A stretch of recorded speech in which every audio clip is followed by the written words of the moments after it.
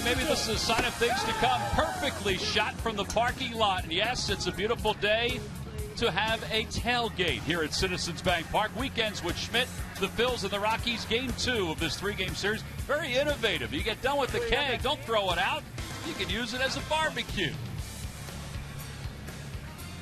Hi, everybody. I'm Tom McCarthy, joined by Ben Davis and Mike Schmidt. Weekends with Schmidt as we get set for the second game of this 3-game series. Last night, we had a pitcher's duel. One guy for the Rockies nearly threw a no-hitter, but for Cole Hamels, he was victimized by Troy Tulowitzki early on. Oh, Troy Tulowitzki. By the way, when I left, you had a 5-game winning streak. Yes, we did. Things are a little different right now, and Troy Tulowitzki is one reason. A bona fide player. If he were healthy the last 3 years, we'd be talking about him as maybe the National League's version of Miguel Cabrera. He's a great, great player and a shortstop, middle infielder to boot. Here you see some highlights from last night. Cole Hamels, by the way, threw a great game. 2 bad pitches. You know, one fastball down the middle that Tulowitzki hit out, and there he gets another one later in the game, a little bit up and a little bit in. Fastball, home run, same area in the left field bleachers.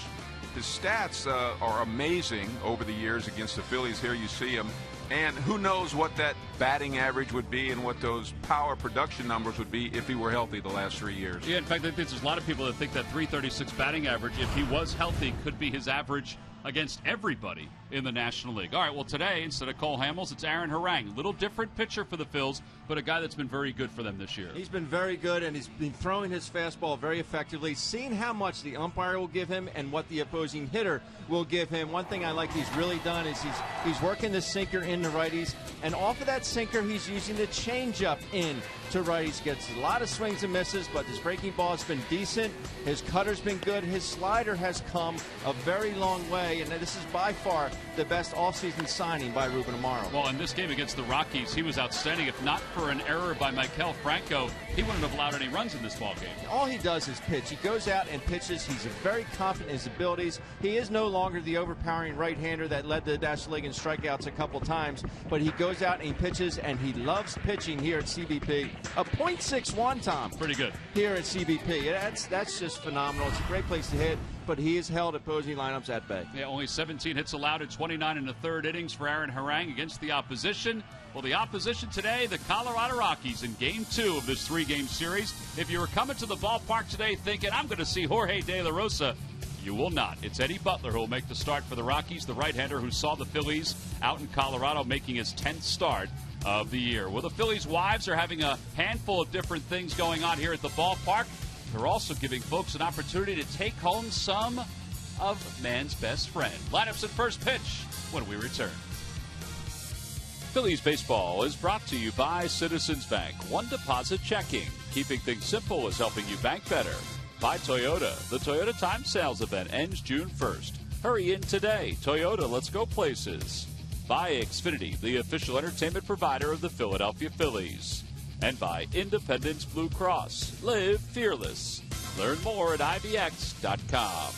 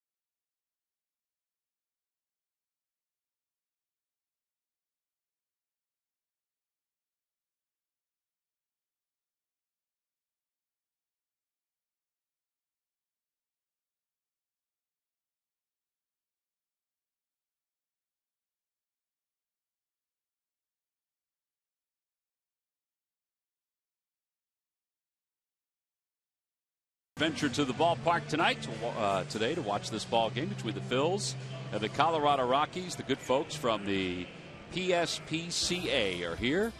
We'll tell you a little bit more about that later on. Let's take a look at the Rockies starting lineup. It's brought to you by Xfinity, the official entertainment provider of the Philadelphia Phillies. Blackmon, LeMahieu, and Tulowitzki, followed by Carlos Gonzalez, Nolan Arenado, and Ben Paulson. In the bottom third of McHenry, Barnes, and Eddie Butler. And they'll face Aaron Harang, who's ready to go on this Saturday afternoon.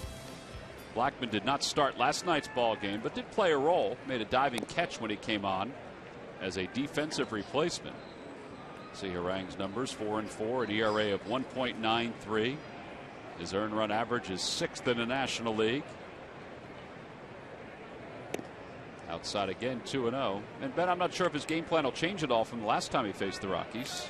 It will not. You know, his velocity, it's going to be right around 90 miles per hour. His changeup has come a long way this year, and I talked about it in the open. He's working off that with a sinker, and he's also throwing it on the same plane. A lot of changeups into righties and for a lot of swings and misses. Mike, you face a guy like Aaron Harang who throws the kitchen sink. Are they tougher sometimes than 95-mile-an-hour flamethrowers? Nice to be back with you, by the way. Yeah, it's nice to have you. Brought my beautiful weather with me. Ryan Howard over at first. And one away. We'll go ahead and do your thing. We're going to do your favorite thing here. During the 2015 season, Turkey Hill, the official ice cream of the Phillies, will contribute $100 for each Phillies victory and 5 cents for each carton of Phillies Grand Slam ice cream, sold to support the Phillies youth baseball and softball programs. Answer your question about who would I rather face, a guy that throws really hard and will throw a lot of fastballs right down the middle, or a guy that kind of teases you everywhere and just has enough to keep that fastball on your mind. I think Harang would be comfortable. Would I get a lot of hits off of him? Probably not.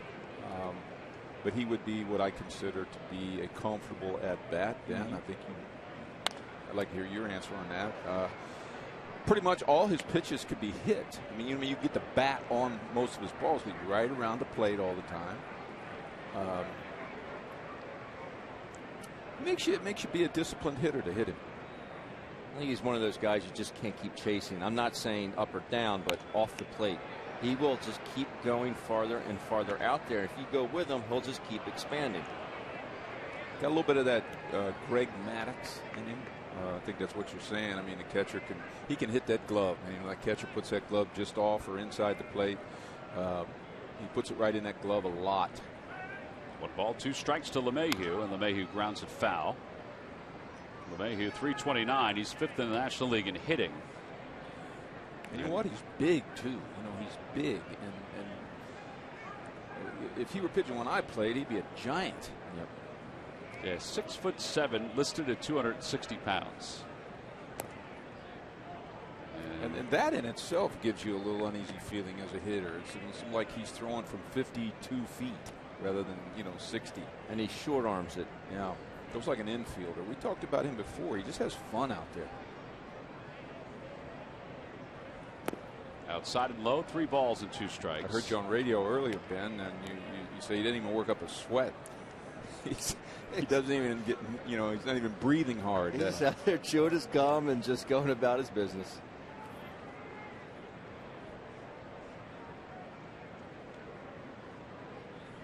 And LeMahieu lifts it in the air to center field. Ben Revere, who's been floating all around the outfield, is there to make the catch, and there are 2 outs. All right, guys, time now for our Nissan keys to today's ball game. Well, Mike's was get on them early and have some fun. Yeah, that's mine. Pretty simple one. Let's score early today. You'd be amazed at how much more fun this game is as a position player when every at bat, the game result isn't hanging on. Yeah. Every pitch. It's nice to be able to go up there and freewheel it every now and then. So let's get ahead of them early today. And mine was I want to hear T-Mac's home run call. Somebody's got to go deep today. Not for the Rockies, though. No. Had a play by Tulowitzki. It's 0-1. Well, the Phillies have not hit a home run. We're giving out $600 today in the McDonald's home run jackpot. So it's been a little while. Okay, Ben, I'll hit you with this right away. Okay. In the opening, we couldn't find a lot for me to talk about our team at this moment in time. So we talked about there's the pitch that needs to happen right there. That's just where I was going with that question. If a guy's eating you alive like Tulowitzki is with us, don't you got to move it? Shouldn't you be moving his neck a little bit? Yeah. Get him thinking about, well, these guys can't be too happy with me. Right. No, they're not.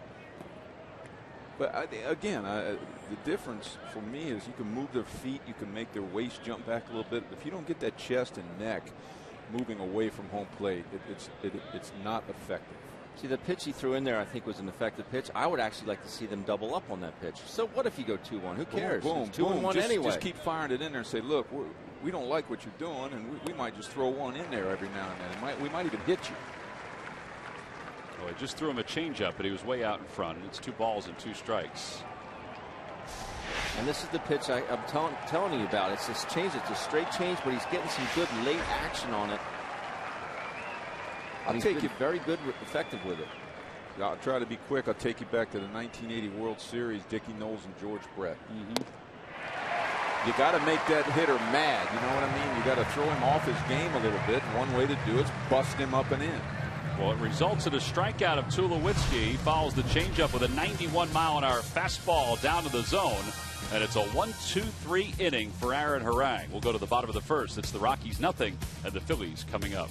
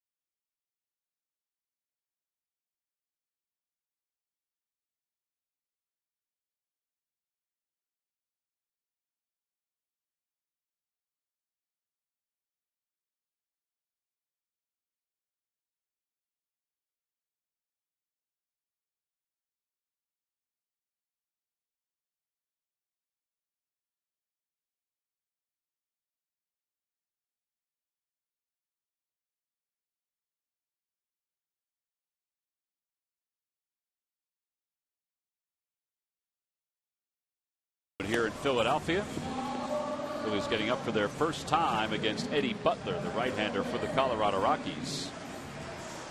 Let's check in with Greg Murphy as Ben Revere gets set to lead things off. Murph. All right, thank you very much, Don. Well, you just talked about Ben Revere being all over the place in the outfield, left field, center field, right field in the past couple of days. He's also, in the month of May, been all over the base paths, and that is a good thing for the Phils as their catalyst. He's the subject of our lows, never stopping proving player profile. Take a look at April, 22 games. He was batting just .215. You see the on-base percentage, 5 extra base hits, 6 RBIs. But then you come to May, 27 games, close to 300, on-base percentage at 328, 6 extra base hits, and 9 RBIs. He's also stealing some bases as well. The Phillies need Ben Revere to start this offense in that leadoff spot, and in the month of May, he's been able to do that, guys. Yeah, last night he was able to break up the perfect game by getting on base on that grounder up the middle that Tulowitzki could not handle.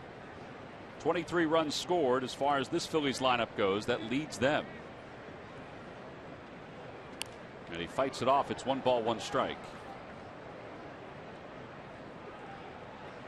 Can't overlook his defense, too. There's been a lot of talk over the time he's been here about his defense, and he's playing all 3 outfield positions quite well. That one's pulled out towards second, caught by LeMahieu, and there's one away. All right, let's take a look at the rest of the Phillies lineup, brought to you by Xfinity, the official entertainment provider of the Philadelphia Phils. It's Galvis, then Chase Utley hitting third, Ryan Howard cleanup, Maikel Franco at third base batting fifth, Cody Asche sixth, and the bottom third of Francoeur, Ruiz, and Harang. Jeff Francoeur making the start in right field against Eddie Butler. When it was De La Rosa, that made sense. When it was Butler, we wondered if they would change it, but he is 2 for 2 against Butler, who's making his 10th start of the season. Phillies let him off the hook a couple times out in Colorado. Now he wound up only pitching 3 innings, and those are his minor league numbers. Ben at the bottom, he was a pretty good minor league pitcher. Yeah, especially in the PCL where they are. I mean, it's tough to pitch in that league, but you see that at 2.64 ERA. He's got a mid-90s fastball, top out at 95, but you have to make sure that he elevates the ball. He's made it to the major leagues pretty quickly. He was a first-round pick in 2012. Outside, 1-2. Well, here's a hitter the Phillies need to be concerned about right now, Freddie Galvis. Not sure what his recent numbers are, but I know they're not good because that batting average is going from around 350 down into the high 2s now. And it's kind of a sort of a crossroads for this year for him right now. Well, coming into today's ball game, and this is his 46th start, 77 hits in his last 45, now 46 at bats.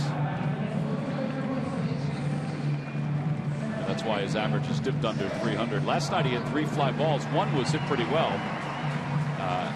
And he was a little frustrated after the game. I talked to him for a little bit after the game. He was frustrated about the overall team performance, but he was also frustrated on, I think he thought the first one he hit pretty well, but the next 2 he felt like he got under too much. Well, let me just say this. If the ball's going in the air off of Freddie Galvis's bat, he is not swinging well. Here's Chase Utley, who takes a strike. It's 0-1. I don't care how far they go. If they're just missed home runs, I mean, they're outs. If Freddie's hitting them in the air, they're outs. Utley hitting .183 with 3 home runs, 21 runs batted in. The lucky McDonald's Phillies home run jackpot contestant is Nancy France of Souderton. Phillies hit a home run in today's ball game. The Nance will win $600. Good luck, Nancy. It'd be nice to give out $600 to somebody today of somebody else's money.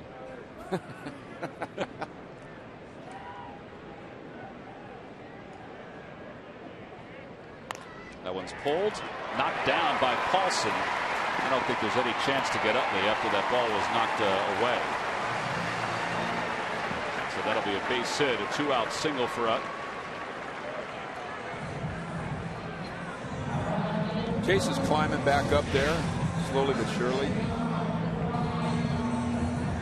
So I like to see his batting average on hard hit balls. Here. See, that's why I always like my catcher's mitts to be firm. I like the hard catcher's mitt because you had to use your hand. I think, to me, that first baseman's mitt is too floppy. You think the ball just kind of pushed its way right out of it? Yeah, it was in there. I think it's because he wasn't even looking it in his glove. I mean, he was almost looking at home plate when that ball hit his glove. Yeah, I mean, it's...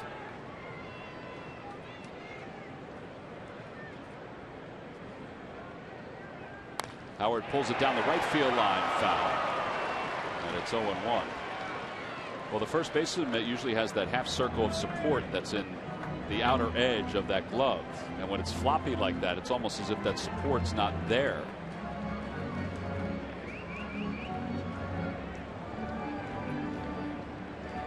Take another look at it. Watch where his head is right now. See, it's nowhere even near where the ball's going in his glove. But I would agree with the other part of that, too. Maybe give Chase some credit for hitting it real hard. Yeah. Inside and low, 1-1 to Howard. Howard 0 for 4 last night, 0 for his last 12. His average of .250.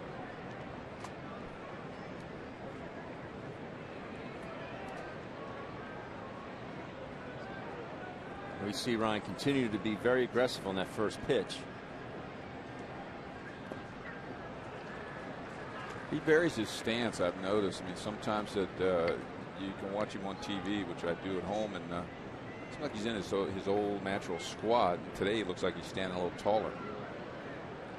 And he also seems to be a bit closer to the dish as well. You see his back foot here. I mean, that's inching up very close to home plate, getting on that chalk.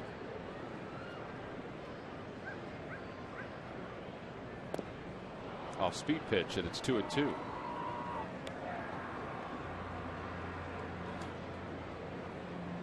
I look at the shift, and I'm reminded of all the defensive shifts that are going on in baseball now, up and down lineups throughout the league. I just wonder as we get into next year and the next year if hitters will be in spring training and in their mind in the offseason, that, you know, I'm going to do something about that. I'm going to change my style. Well, because we're seeing it with right-handed hitters a lot more now. That's where it's changed from even last year. 3 balls, 2 strikes. Utley will be off on this next pitch. There he goes. And Howard pulls it into right field. That's a base hit. That one's going to go out toward the warning track. Gonzalez will let it go to the wall, and Utley's going to score easily from first base. An RBI double for Ryan Howard, and the Phillies take an early 1-0 lead. Peace.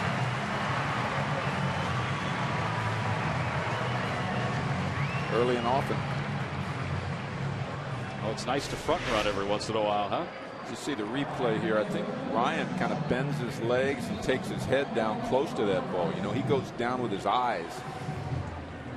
See that? He kind of squats down. That was a ball. That was ball 4, and he really, you can see what a low ball hitter Ryan Howard is right here.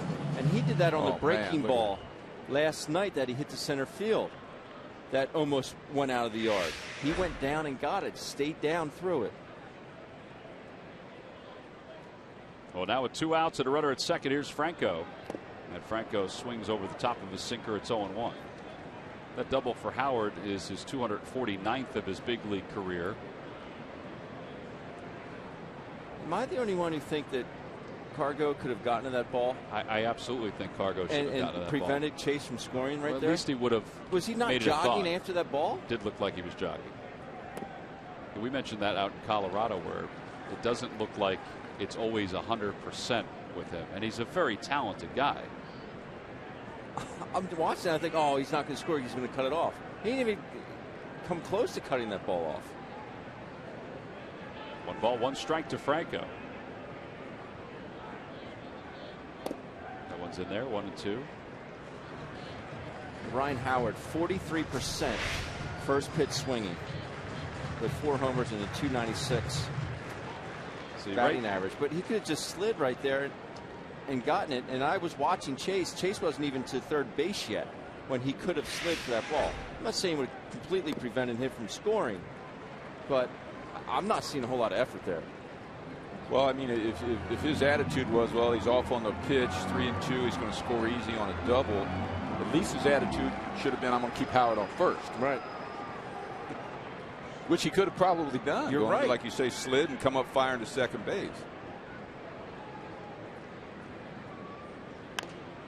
Oh, it's popped up. McHenry off with the mask, back toward the screen, and out of play. I like that swing right there. It was a good swing. Quick.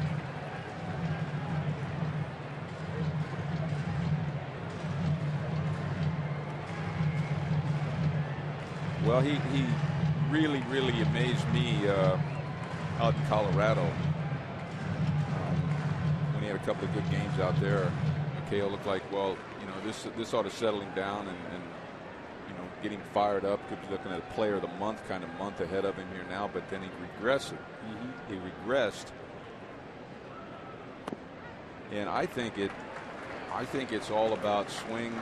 I always talk about plane, but in his case, I think it's more tempo. I think it's just you know, you got to. Sometimes he has that 2-strike approach, you know, that go-to swing where he'll poke it somewhere, choke and poke, I call it. But other times he just goes all out the entire at bat.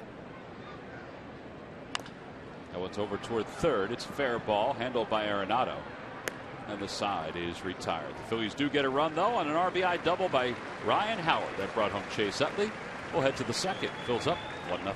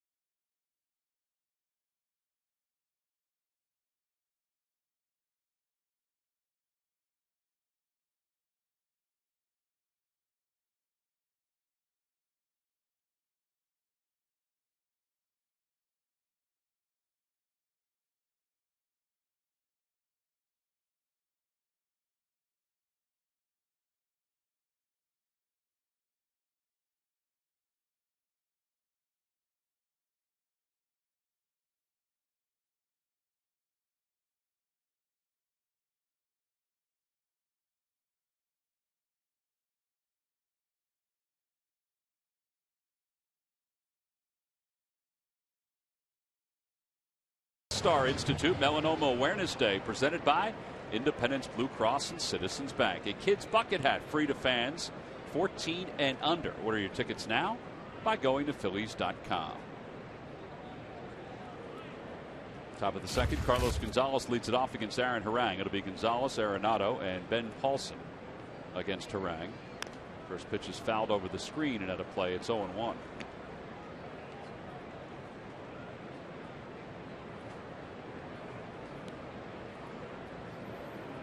Gonzalez 347 lifetime against the Phils. That started, gosh, it started as soon as he came over from the Oakland A's to the Rockies. 1 ball, 1 strike.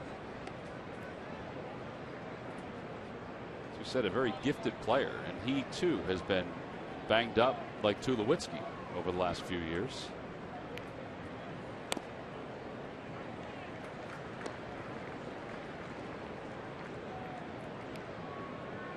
Ball, 2 strikes.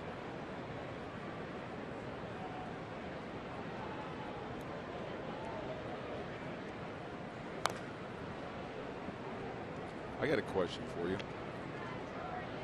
Who do you think is, name me a couple players that you think are really durable in the game now? Boy, that's a great question. So, you know, somebody you can count on Yeah. for 155. Is there anybody that plays them all? I would have said Hunter Pence until the injury this year. Yeah, but that was through he didn't pull a hamstring. That was, he got hit by a pitch. I mean, that happens. Yes. Jason Worth, how did he hurt his wrist? He got hit by another pitch. Oh, did he? Fly ball to center field. Revere comes charging in. And there's 1 out. Now, so far, Trout's been pretty durable, but he's still young, obviously. Harper, who's scratched tonight, has not been as durable. Bryce Harper. Definitely not. Yep. But I would have thought Hunter Pence, honestly. That was the first name that popped into my head. How about Miguel Cabrera? Even with all the injuries, I mean, he's had injuries that he's had to deal with, but he's always, for the most part, gone to the post. Adrian Beltre. This guy, I guess he's dealt with some recently. DL. I got one for you. I lost. That's how quick it goes, you know. I got one and then I forgot who it was. David Ortiz. That team, second baseman. Pedroia played through the injury. Yeah. Jeff Alkman, our producer, just pointed out Prince Fielder up until the injury last year. He pretty much played every day. Kind of like Howard played every day before the Achilles and the knee injury. 1-2 to Arenado.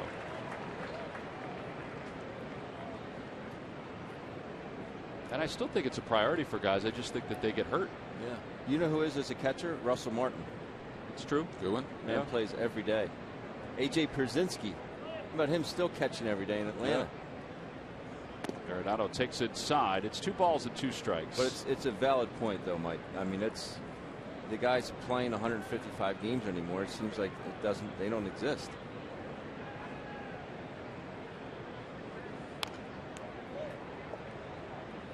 There has to be somebody that we're missing. I feel like there's somebody that's playing every day that we're missing, but I can't. It's not coming to the tip of my tongue.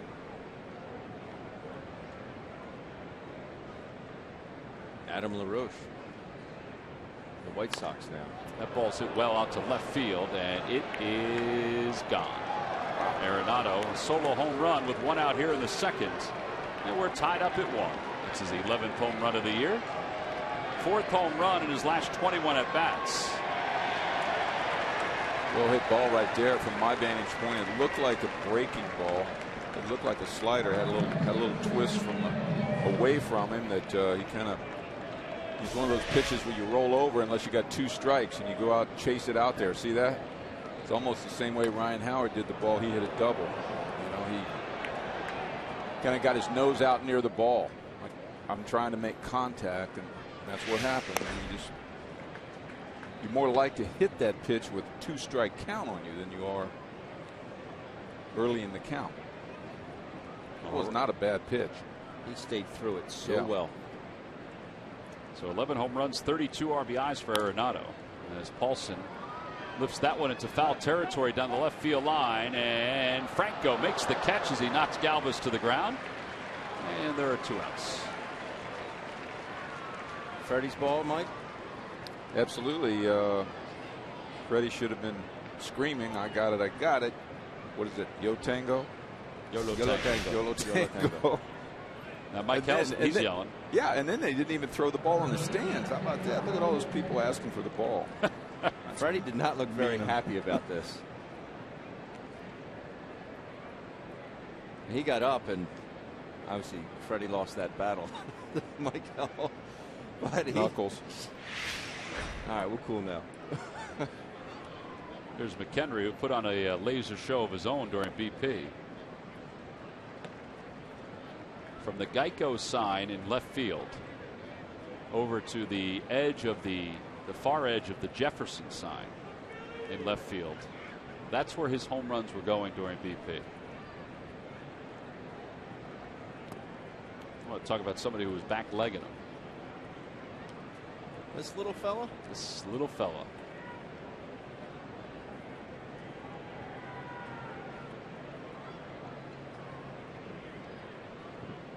One ball, 1 strike to McHenry. Did not play last night. Nick Hundley did. And it's 1-2. I think he got a piece of Carlos Ruiz on that backswing.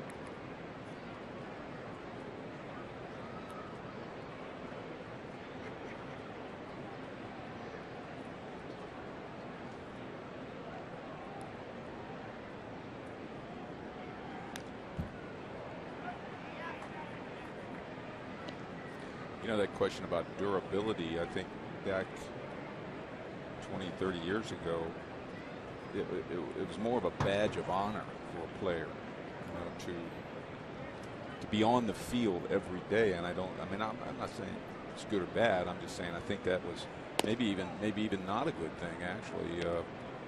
Cal Ripken's a perfect example of that. I mean, how many games did Cal Ripken play where he probably shouldn't have been on the field during the streak?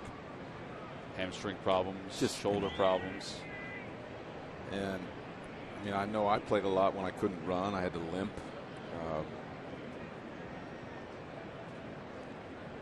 But golly, for me, being in that lineup was so much better than sitting on that bench waiting to be called up there with the game on the line. There was no such thing as a day off. You know, it seemed like if you didn't start at some point in the 7th, 8th, 9th inning, you were going to be called upon to hit. Well, the Phillies were winning those divisions, those 5 in a row. The guys we just showed you, Utley, Howard, I mean, they were playing. Yeah. I mean, Utley was out a few times, but Howard was in there every day.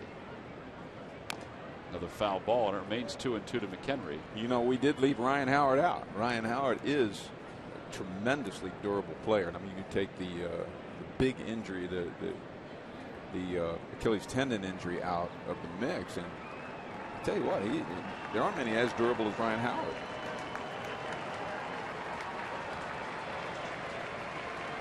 Rang tried to put away Michael McHenry here in the second. McHenry golfs one out toward left field, and Ashe will watch it go right over the flower bed. Another solo home run. Second home run of the inning for the Rockies. And it's now 2-1 Colorado. Wow, Ben, I just looked up at the flags, and those 2 home runs made this park really look small. That's not as far as he was hitting it with BP, but that was kind of the back leg and stuff. Far enough.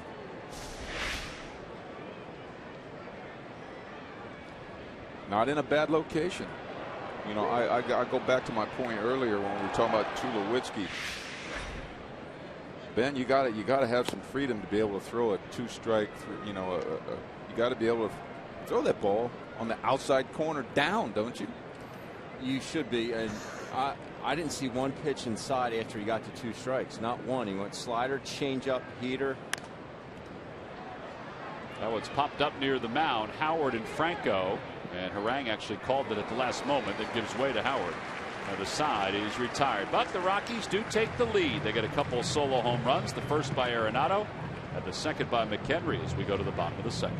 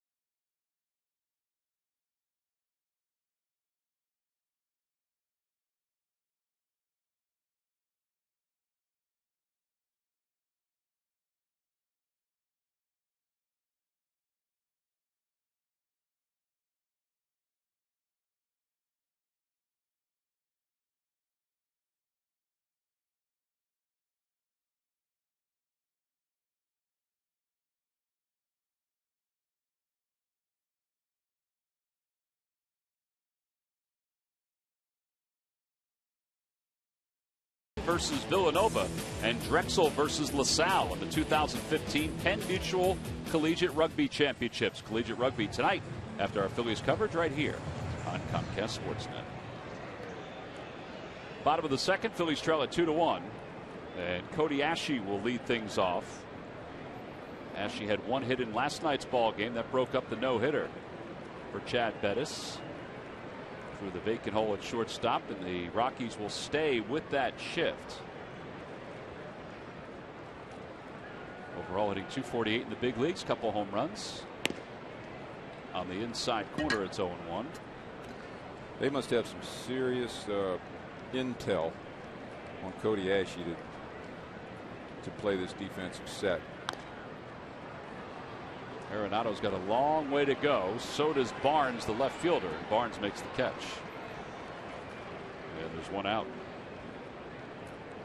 You know, sometimes, Ben, that's the result of getting it in a hitter's mind. What we just saw right there, getting hit the ball the other way in a hitter's mind. I'm not saying that that's what Cody was thinking, but a lot of times when you get it in your mind that you're going to change your style and go the other way, then you lose your timing. Yeah, it looked like he cut that ball. Yeah. Like he was trying to guide it over there. He was trying to force it to the left side. Well, here's Francoeur, who did not play last night. Ball, no strikes. How about this for a day, Mike? Francoeur on the off day played Philly cricket and Marion in the same day. How about that? You played a new Philly cricket there where you have to walk? Yeah. I played there last week. It's phenomenal. I heard. But yeah, that's a. You walk? I did. What was Marion? It was the second one you said? Marion was the second one he played. That's a good day. It's a full It's day. a lot of walking. He does look about 10 pounds lighter. 1 ball and 2 strikes to Francoeur. Hitting over .350 in his last 18 games. See his numbers in the month of May. Off the plate and back to Butler. Whoop. And there are 2 outs. Next time you're looking for great seats, get to StubHub, where there are no surprise fees at checkout. That's right. On StubHub, the price you see is the price you pay. StubHub, the official fan-to-fan ticket marketplace of Phillies.com. There's Chad Bettis, last night's starter, 8 innings, 7 strikeouts. Cody Ashe said after the game that he was starting a lot of pitches in the strike zone, and as the ball would arrive at the plate, all of a sudden they were out of the strike zone. So constant movement from Bettis. As Ruiz takes strike 1, it's 0-1. Well, that's not necessarily a new thing. It was interesting to watch, though, last night, the way everything was moving. Threw his changeup and his curveball basically the same amount, and then all of a sudden would sneak a fastball in there.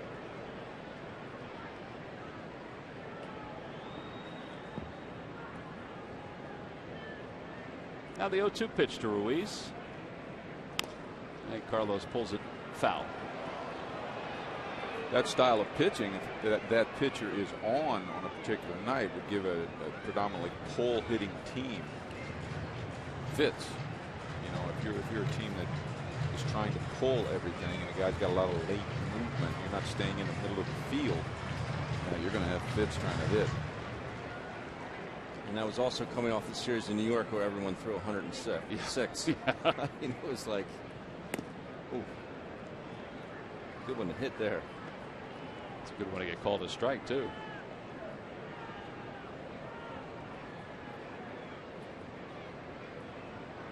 Carlos's overall numbers, 254.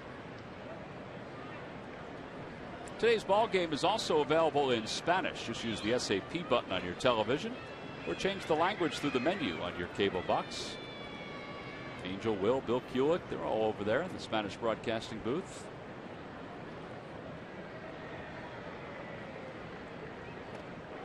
Curveball just didn't curve. And it's 2-2.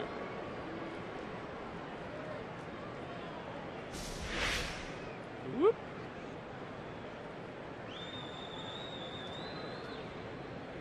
That's not what you're talking about bending the upper body and everything, right? No. Did curveball show up on the scoreboard out there? Yeah. It was either that or Ephus.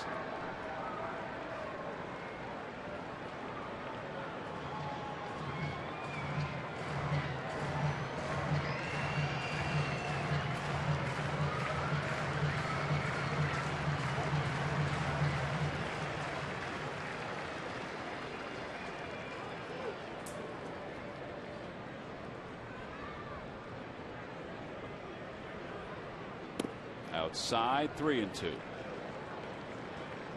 By the way, some folks have been sending in suggestions about guys that are playing long, stretches of games, and Carl Graber, our statisticians, put together a list as well. Swing and a miss.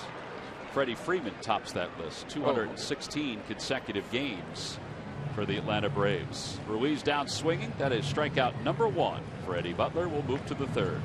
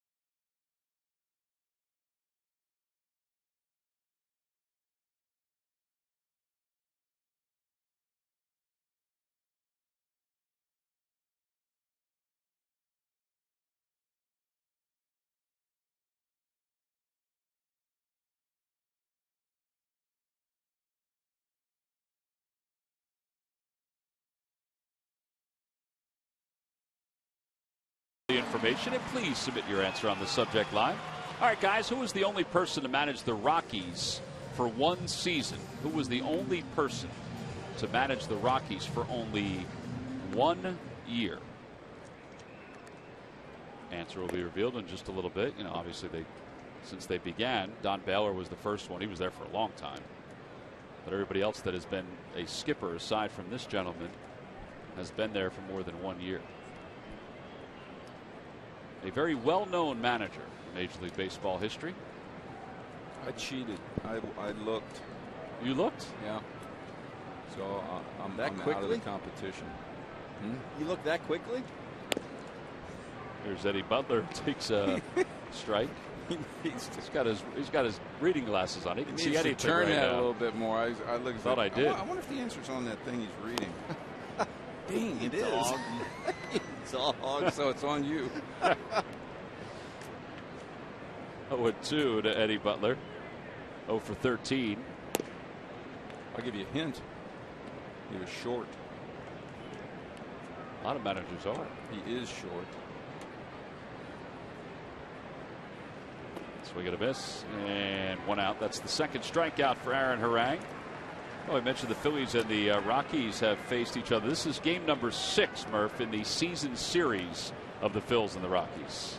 Which is a little odd, Tom, this early in the season to face a team from out there this many times already. 4 in Colorado, a 3-game set here. As you mentioned, game number 6 right now. Been pretty evenly matched, and you take a look at the numbers in the wins and losses for the Phils. The 2 wins, you see the team batting average 264, an ERA of 146 from the starters, and pretty good from the bullpen as well. But then you go over to the loss side of the column. They just didn't hit the ball. 202 team batting average, and look at the bullpen ERA, 10.5 in those losses. You put those numbers down, and it all makes sense why they've only won 2 of the 5 that they've faced Colorado so far, guys. Yeah, they've lost 3 straight, the last 2 out in Denver, and of course the one last night. And Denver's starters over the last 6 games, not counting the the games against the Phillies overall, but over their last 6 games, they've started to pitch better. They're allowing just 14 runs during those 6 games. They were allowing a whole lot more than that. Home plate umpire Scott Barry has a little issue with his mask. You know, Tom, they got really well-pitched games from Cole Hamels in that first game out there in Colorado, and then Severino Gonzalez did a nice job as well in his start against the Rockies, and that's where that low starter's ERA came into play. But the other games, the bullpen did get roughed up out there in Colorado, which is why they split that series. Up high, and it's 1 ball and 2 strikes.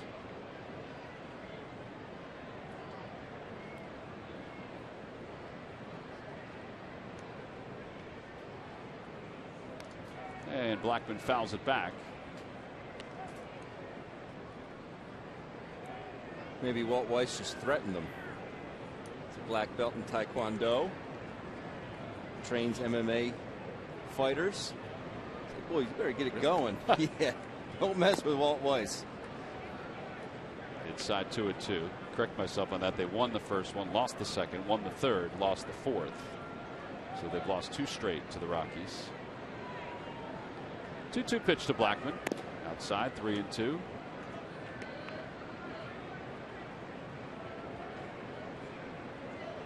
Aaron just seems to be feeling for it a little bit out there today. He doesn't have that pinpoint control that we've seen him have this year.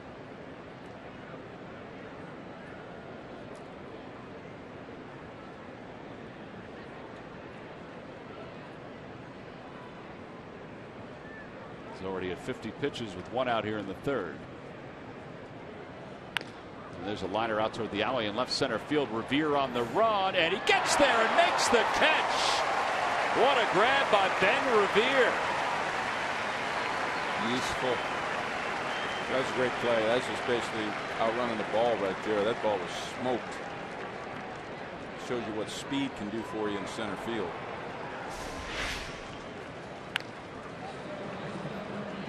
Well, he got an excellent jump. I know we talk about his jumps from time to time, but he really did get an excellent jump on that one. Yeah, textbook play. He's thinking, I'm going to get a 3-base hit into that one. Or he's thinking it's out of the ballpark. That was a great play. Really good. DJ LeMahieu off the end of the bat. Now he's got to come in. That one's He's trying to get his breath back, and boom, they got another one headed out his way. Look at him. He shot a pin. He's going. He needs a timeout. Well, it makes that play even bigger with LeMahieu's base hit. And now Tulowitzki, who struck out his first time.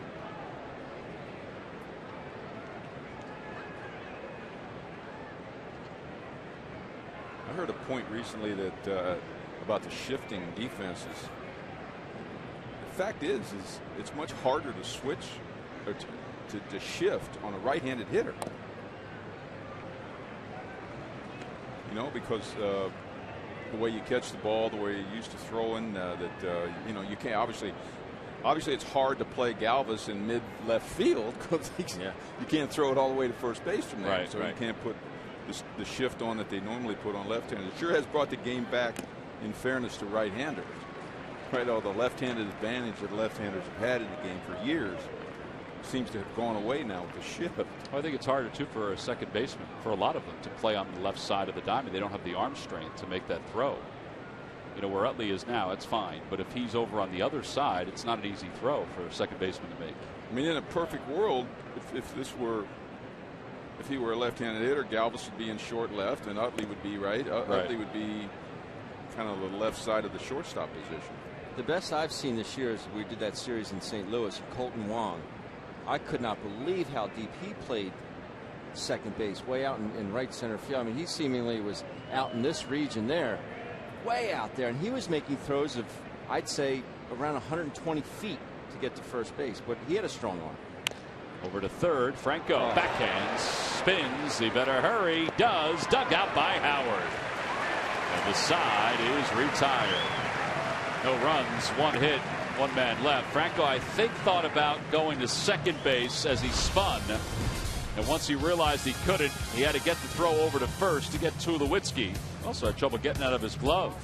And Howard did a nice job of corralling him to wrap up the top of the third.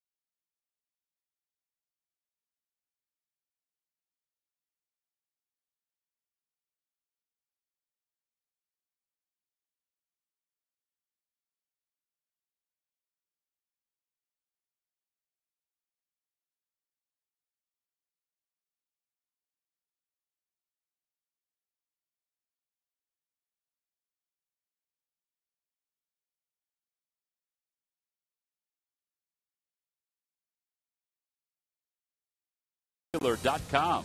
And by McDonald's. Try McDonald's new sirloin third-pound burgers. Choose from 3 varieties at $4.99 each. McDonald's. I'm loving it. Well, with Mike Schmidt, Ben Davis, Greg Murphy, I'm Tom McCarthy. Bottom of the third. Rockies lead it 2-1. How about this play by Maikel Franco? Yeah, you can't teach that. That's tremendous hands. Cal has a little bit of a sidearm throw from third to first. Sometimes the ball will kind of sink when you're throwing it a long distance. I'd like Ben said to me in the break there, he didn't see him make a bad throw yet to first base. Credit Ryan Howard picking it out of the dirt. Here's LeMahieu to throw out Aaron Harang, and there's one away here in the third.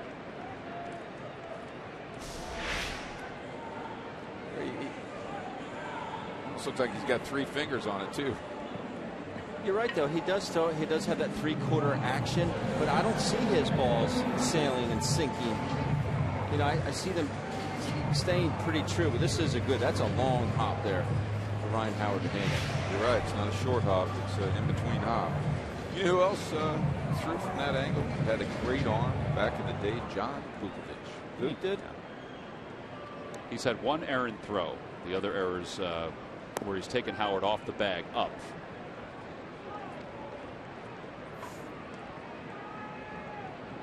And Larry Bowa was saying there are times where you have to remind him of where his arm angle is so he doesn't lift the ball because he starts too low. So they think they have broken him of it, but every once in a while he might get to that point.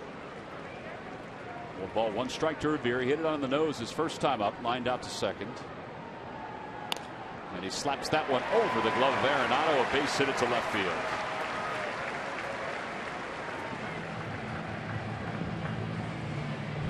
All right, it's time now for our T-Mobile Game Changer. We talked about the number of games played in a row. Freddie Freeman tops that list at 216.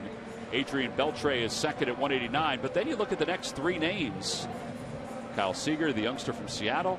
Chris Coghlan. I didn't even know he was playing every day for the Cubs. And Ender Inciarte, who's really, the last couple of years, has turned into a nice player for the Arizona Diamondbacks. The player Chris Coghlan a few years ago set a record for hits after the All-Star game. That was him. Rookie of the year with the Florida Marlins at the time. They thought they had their left fielder or center fielder, depending on where they wanted to pitch him, play him, for the next 10 years. And then he had that freak knee injury. He was injured in a post-game interview where he jumped at one point, and I think it was the meniscus he tore in a post-game interview. As that pitch is high to Galvis. 1 ball, no strikes. Post-game interview or celebration? Interview.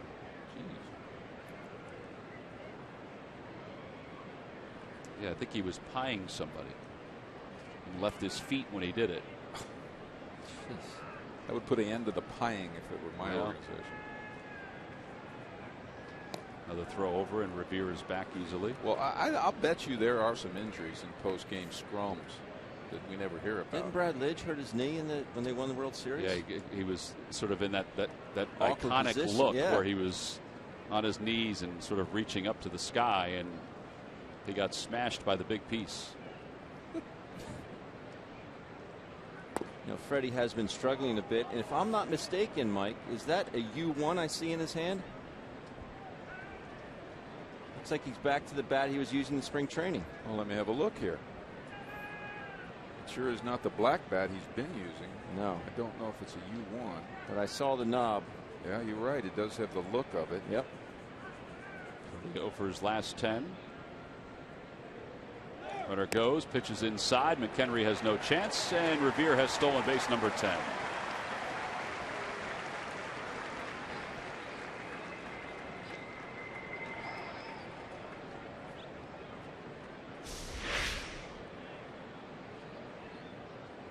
Not sure whether that was hit and run or straight steal. Probably should straight steal with Ben, but the hitter has the freedom to go ahead and swing the bat. McHenry couldn't get it out of his glove. Galvis shows bunt and bunts at it, and it's a strike. 2-2. Good pitch to bunt. You know what I was saying about Freddie at a crossroads now. We're about a month away from the All-Star game, something like that, maybe a little bit more. And in my opinion, he was headed, to Cincinnati for the All-Star game. He needs to do some rebounding here now to get back on track for that to happen. It still can happen for sure, but one of the tough things for someone like Freddie is when he's enjoyed this early success this season is to maintain it. And the only way you can maintain it is stop the downslide fast. You got to have places to go to make adjustments. And, that's where experience comes in, or you've had an 0 for 10 or 0 for 11, and you know where to go to try to get us up. It could be bunting, it could be a mechanical change, it could be something. But this is going to be a great test for Freddie. You'd like to see him have to go through it, but sitting in this seat, last time I was here, we were talking about how great he was playing. Yep. And can it continue? And of all the places to see that average dip is in Colorado. You would never expect it.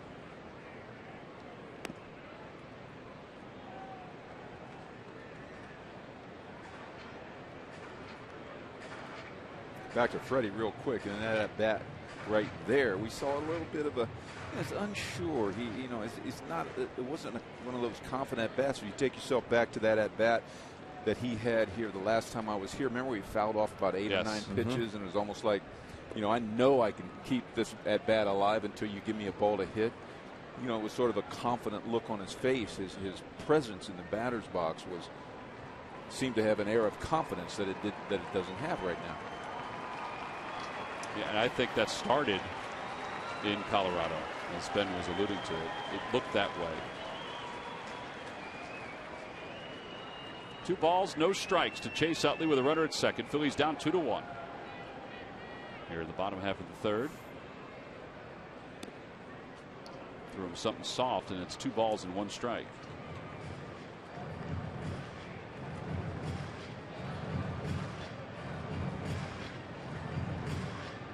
That was a pretty nice pitch right there, 2-0, throwing that changeup with first base open.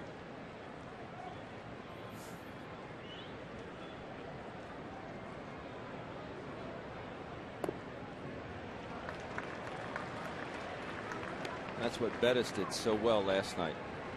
He was able to throw off-speed pitches, especially that changeup behind in the count. All right, you're the catcher, Ben. Yes. Are you wiggling your fingers right now? 3-1, first base open. No. Going right at him? I'm going. I got a 1-run lead. It's the third inning. There they are. I'm throwing a sinker down and away.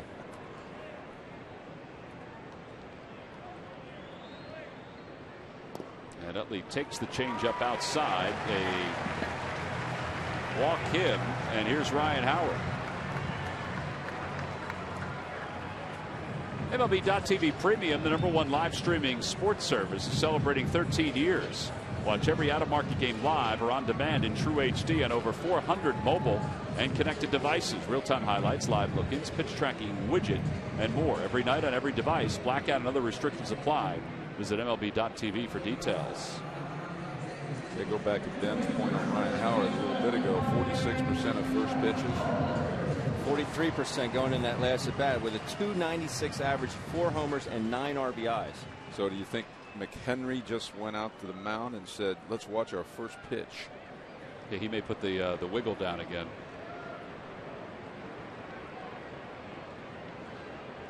You know, just because a guy is a first pitch swinger doesn't mean you can't throw a strike. You can be effective. You can use that to your advantage if you're a pitcher. And Howard does swing at that first pitch fastball. He sure threw him a fastball right there to hit. Yeah, he did. This is back in his first at bat as he hooks this one toward the wall and scores Chase Utley.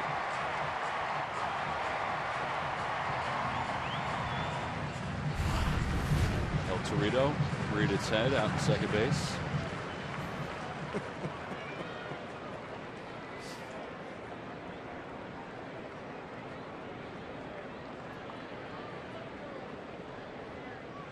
Looks like they're going second sign, shake to first. Tied him up 95 with a little zip on it.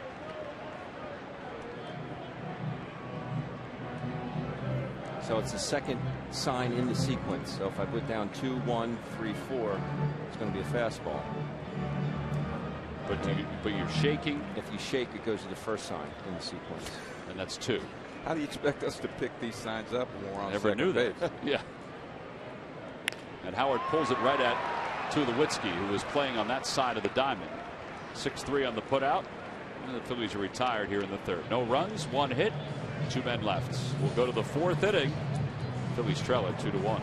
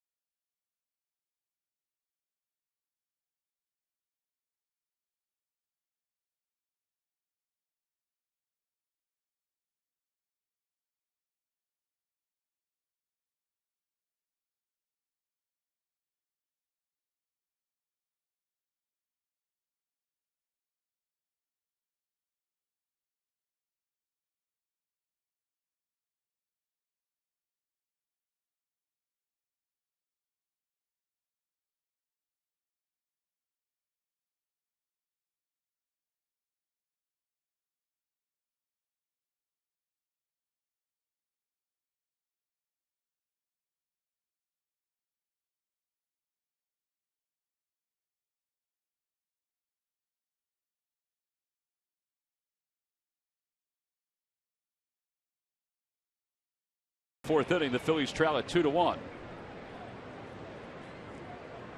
And as we begin the top of the 4th, it'll be Carlos Gonzalez, Nolan Arenado, and Ben Paulson. Well, each and every year as we get closer to Father's Day, we bring on Michael Milken to talk about Keep Dad in the Game and prostate cancer research and the Home Run Challenge, which is now in its 20th year. Michael, how about that? Kind of amazing. Great to be with you. Nice to see you again. Good to see you. Great to see you. It is pretty amazing that it's been 20 years and the amount of research that's gone on because of that is just incredible. Sometimes it's mind-numbing to think about it. Well, and amazing how much of it has gone on in the Philadelphia area. You know, and an interesting statistic, 1 out of every 6 doctors in America has had medical training in Philadelphia. 1 out of every 6.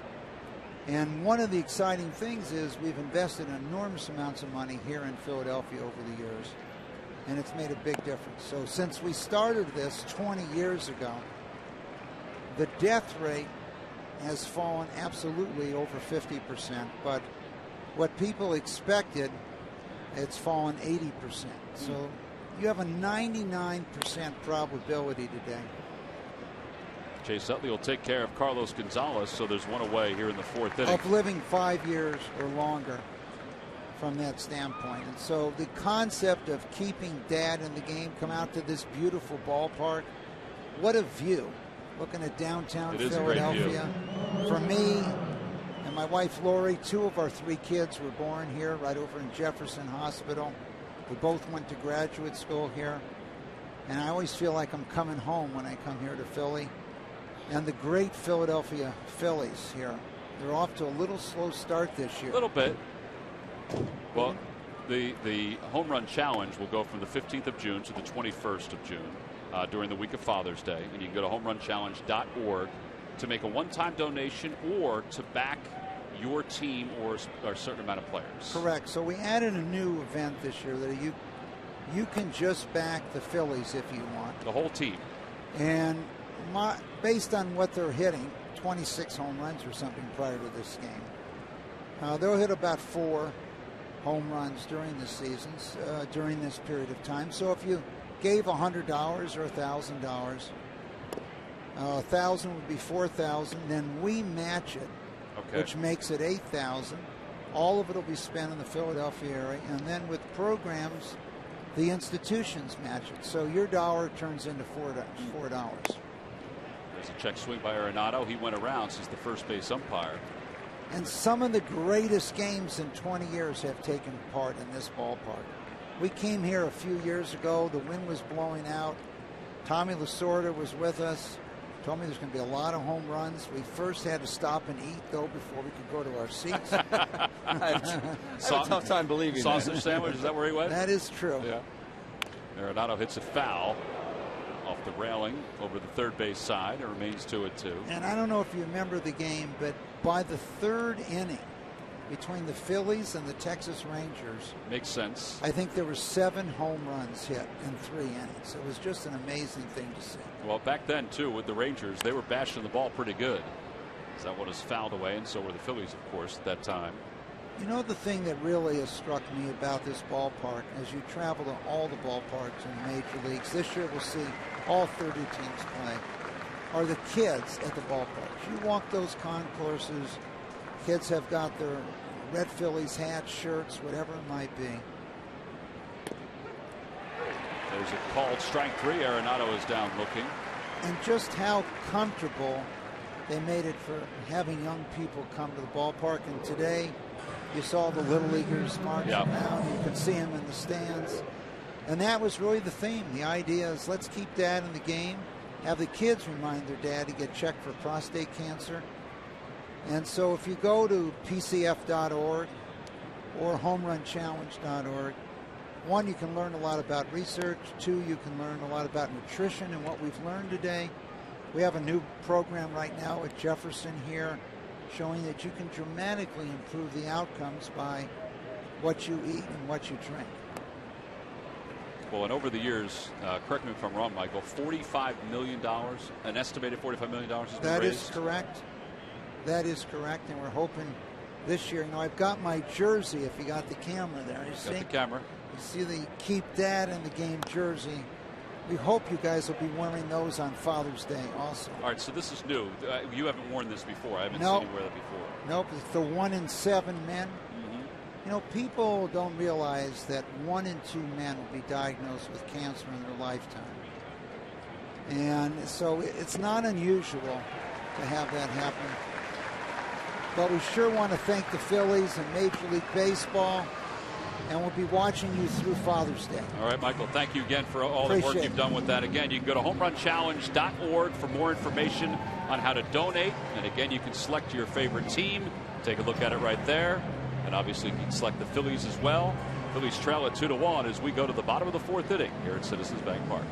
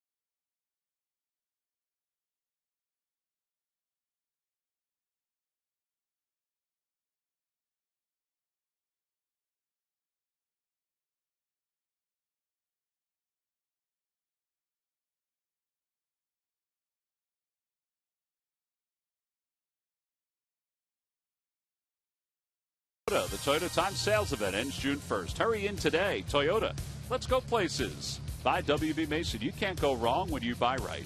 And buy the Quality Plus Sports Stores. Go further.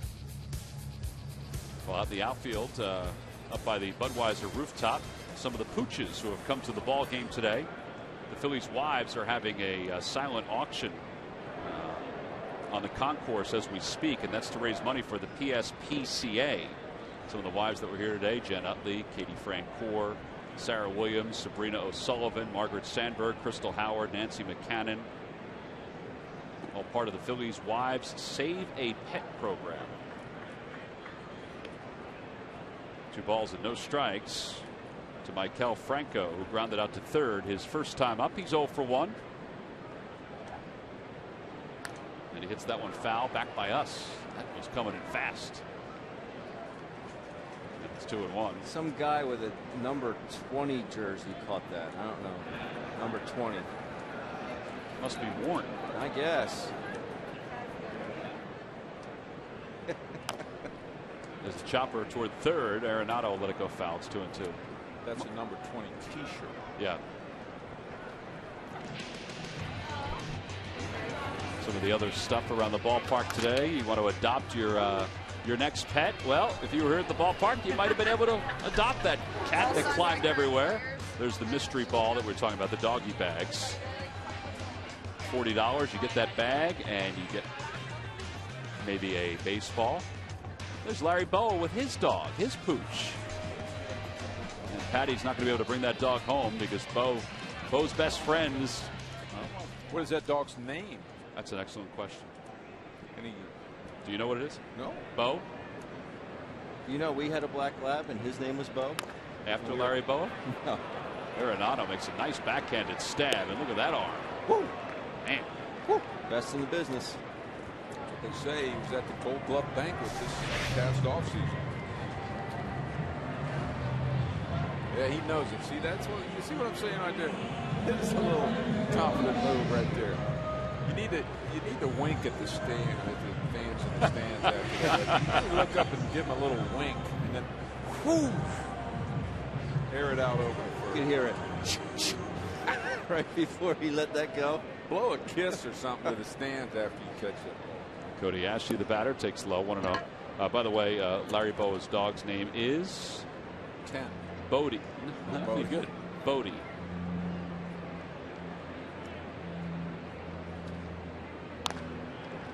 Toward the hole, backhanded by Paulson. And Butler's covering. 3-1 on the putout, 2 outs.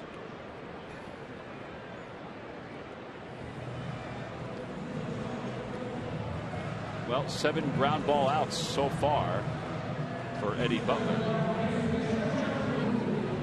Well, I got my first look going back to a previous hitter, Cody Ashley. I got my first look at him as a left fielder last night. Camera was on him a lot. It just didn't look right to me. He did look different. He made a good play on the one ball that was hit to him. As these tests will continue for him. We haven't seen him throw the ball yet from the outfield.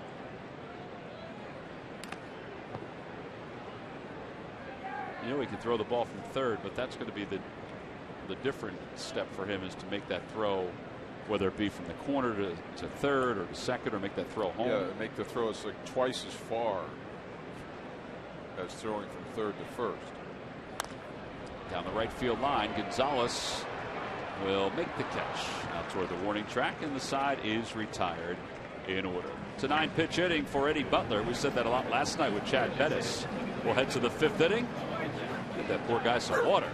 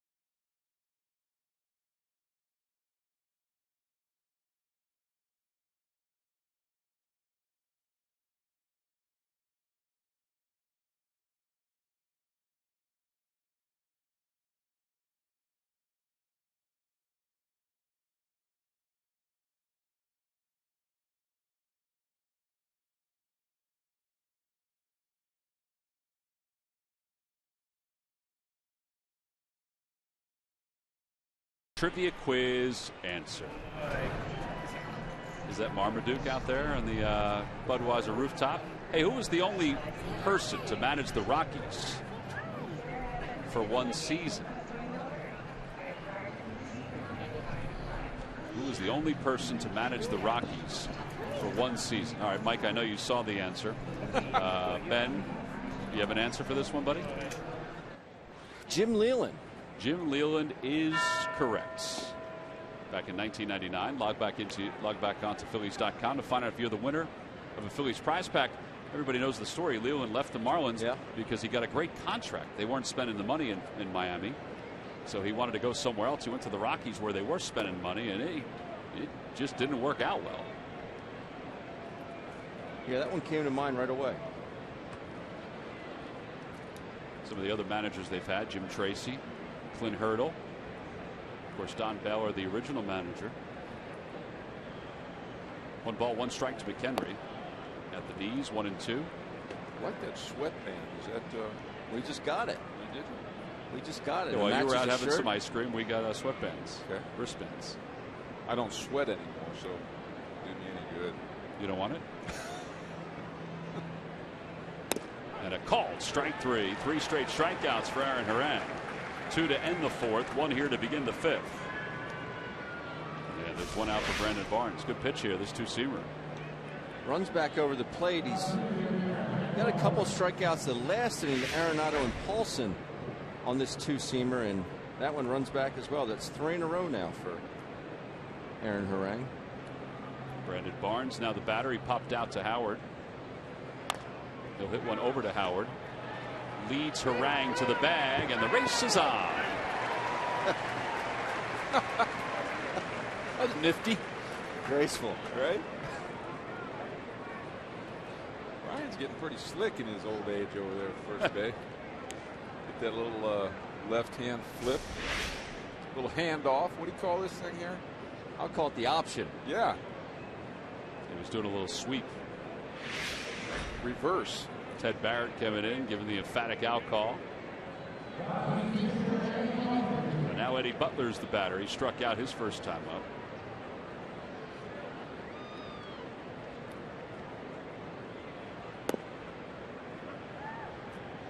Very silent home plate umpire on strikes. Very quiet. He's the antithesis of Dutch Renner and Jim Joyce. Jimmy Joyce. 0-2. Scott Barry. Tell you what, give Butler credit on that one. He only missed it by about 3 or 4 feet.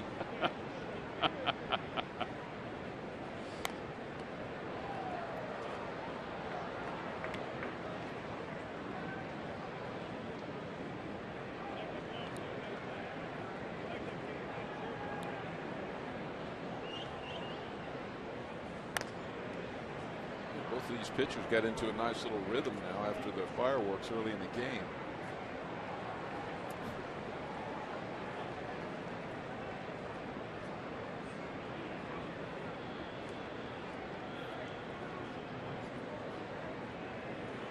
Breaking ball and a little high. Toyota Major League scoreboard. They have scratched Bryce Harper, as we mentioned, from this ball game, but the Nationals still lead the Reds. It's 1-0, bottom of the first. Ryan Zimmerman, an RBI single, as Butler waves at that one. 1-2-3 inning, the second straight 1-2-3 inning for Aaron Harang. He's up to 6 strikeouts. Let's see if the Phillies offense can counter when we return.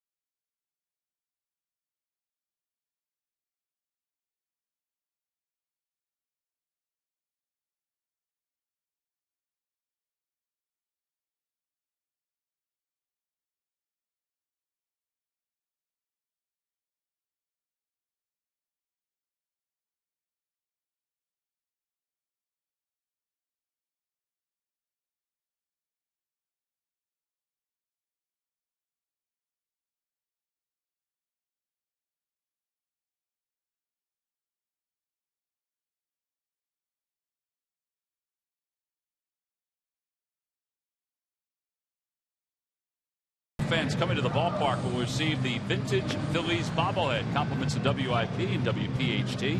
Tickets can be purchased by going to Phillies.com. See the bobblehead to your left, and then you also see the bobblehead in front of Bill Kulick, who's on the right, and Angel Castillo, who's on the left. They've got an assortment of bobbleheads, and the new one is to the right of Carlos Ruiz. Is that Philadelphia Phil? I don't think it's not Philadelphia Phil, but it does resemble. They decided to go old school, Mike, with the bobblehead. They're going to eventually have to do a year of retro bobbleheads. Get Schmitty, get Bull, get Lefty, get Larry Boa. Ruiz lines one to left field, and he'll lead off the inning with a base hit and hold up at first. Easy. Barnes slipped and fell down. First ball hitting. Glad to see that aggressiveness by Carlos.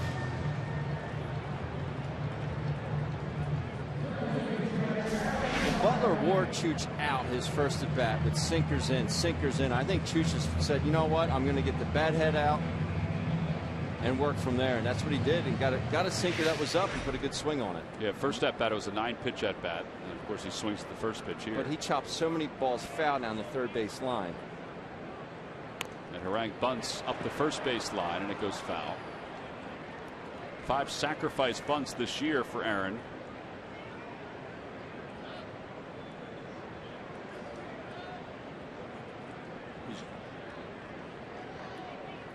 He's generally good at this part of the game because of his relaxation and confidence. He's a great athlete. Got himself a fan club too.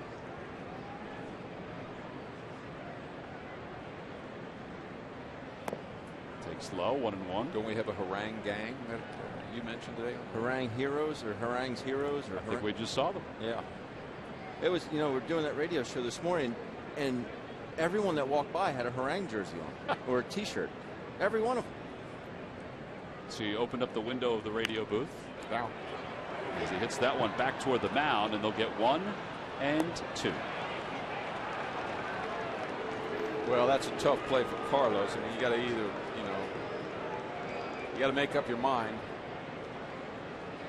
You're doubled off or you're doubled up. Right. Yeah. One of the two. Well, this is how it happened. Yeah, it surely looks like the pitcher's going to catch that ball and fly.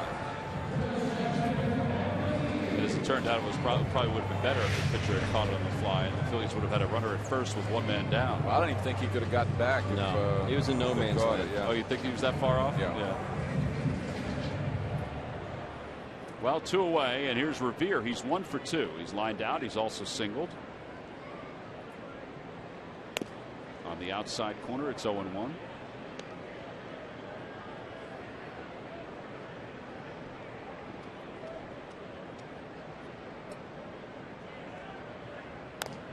Ground ball right side.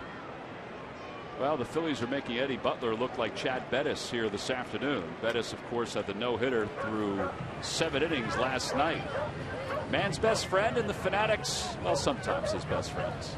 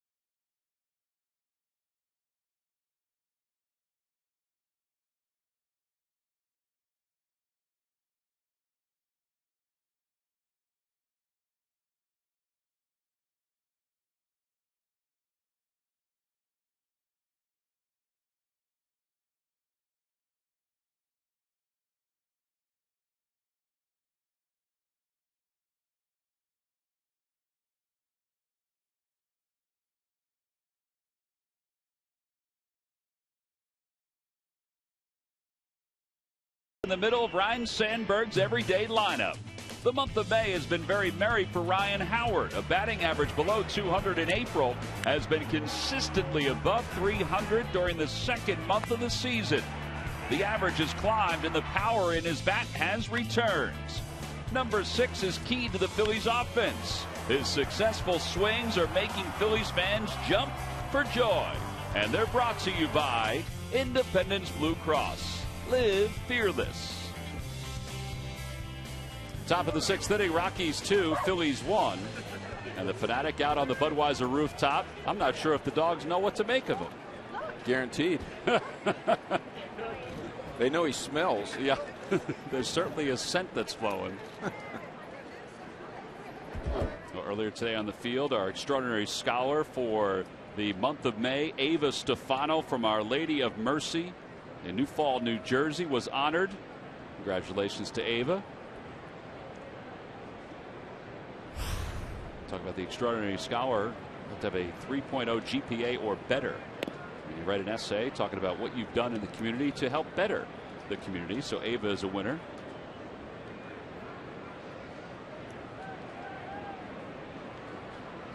Charlie Blackmon is 0 for 2. He is grounded out. He's also lined out to center. 1 ball, 1 strike to him.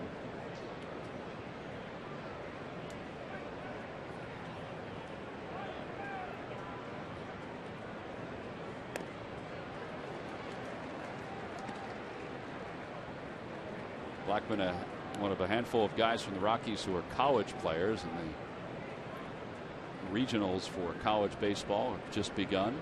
Been watching them all morning prior to coming here. And Blackmon takes that one, a breaking ball right on the leg. I always liked that of a leadoff hitter that was willing to let one hit him with 2 strikes. 1 and 2 count. I'd be letting it hit me as well. Yeah, I didn't mind it. Hey. You know, I mean, I kind of like when they threw a fastball near my body with 2 strikes. The head's a different story, but somewhere on the body.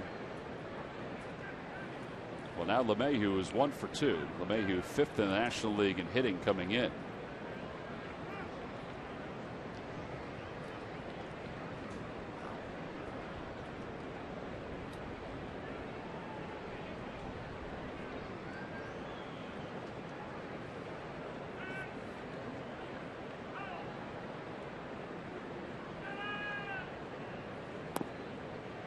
Ball and no strikes. LeMahieu is not only among the leaders in hitting, he's also the leader in hitting with runners in scoring position in the National League. Now, they don't have one in scoring position here, but the Rockies as a team, despite the fact that they're 6 games under 500, it's not because of their offense. They have a .315 average with runners in scoring position.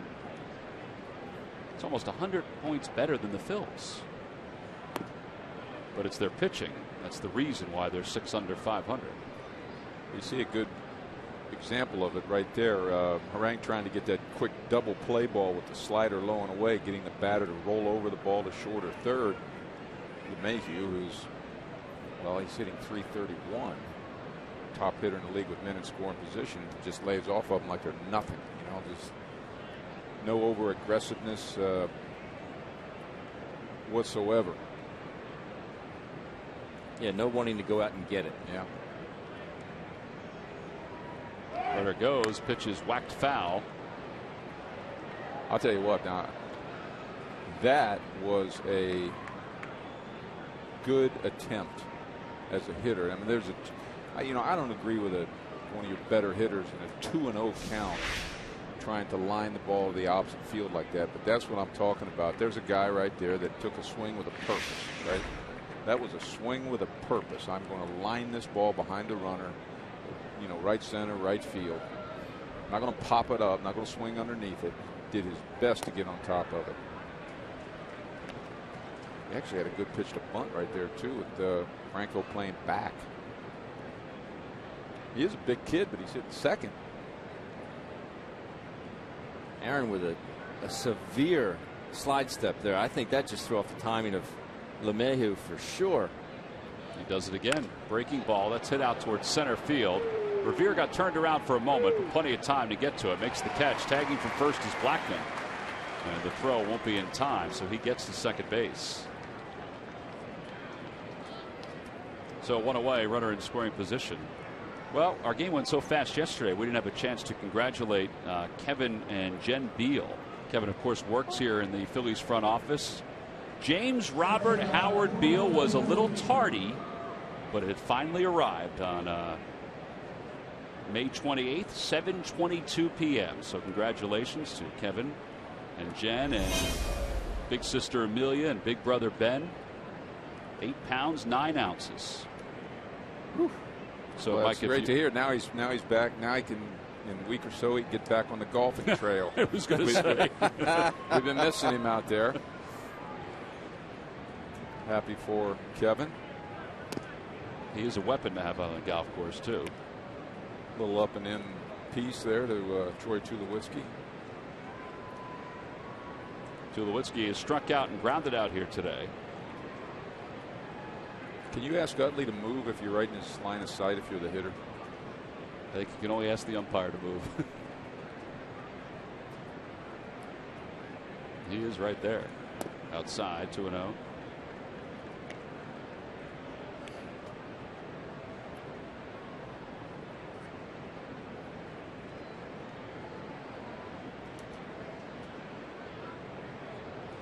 You're right. There's a very, very formidable 1, 2, 3, 4 in this lineup. Well, I can't leave out Arenado. 1, 2, 3, 4, 5. I mean, this is we don't see him or hear that much about him being on the east, in the East, as we are. They're Colorado, and different division and all that. But I mean, the record wouldn't indicate they're, I don't say a great team, an average team. And this will be the last time we see them too, so they'll be really out of sight, out of mind.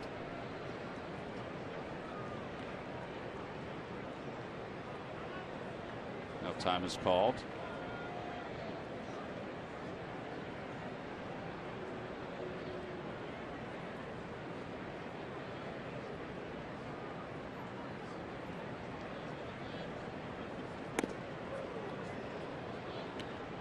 Off my plate. Yeah.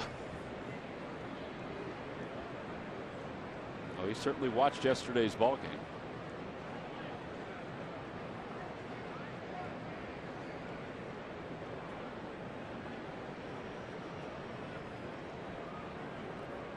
Yeah, with first base open right here, of course, you do have Cargo on deck.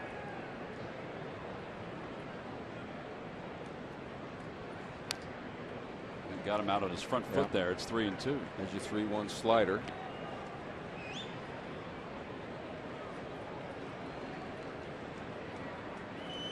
See Tulo shaking his head. Did he think that Aaron was just going to lay one in there for him? I think thinking and hoping were crossing his mind.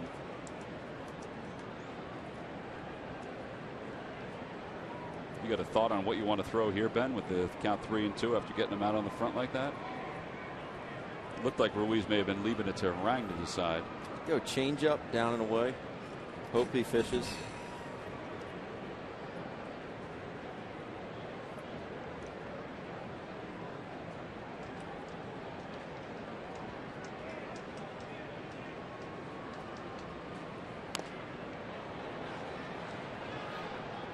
Oh, he got a slider on that one.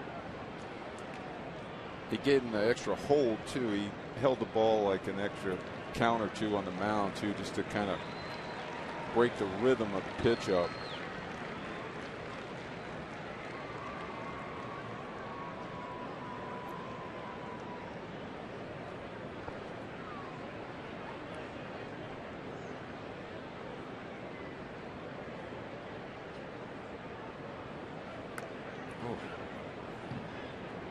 How he made contact on that one. It was out at his knuckles. Well, that was really a good pitch thrown by a guy that knows where it's going when he lets it go, right, Ben? I mean, you're going to throw an inside fastball to Tulowitzki 3-2. It better be inside.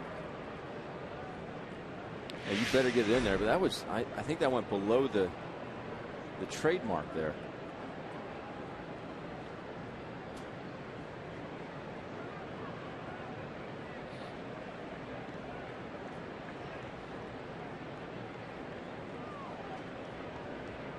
it again.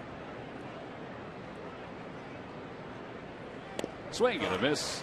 He got him. Tulowitzki is going to leave the circle, even though Ruiz dropped it. 7 strikeouts.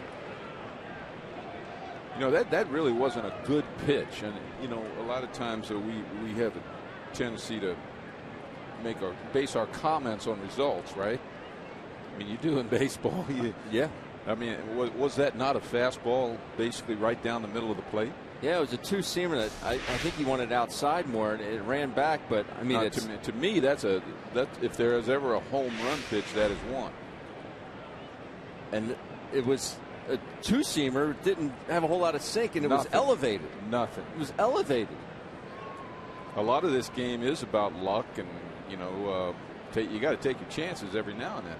And I'll go back to this on that particular pitch. We have a minute right here.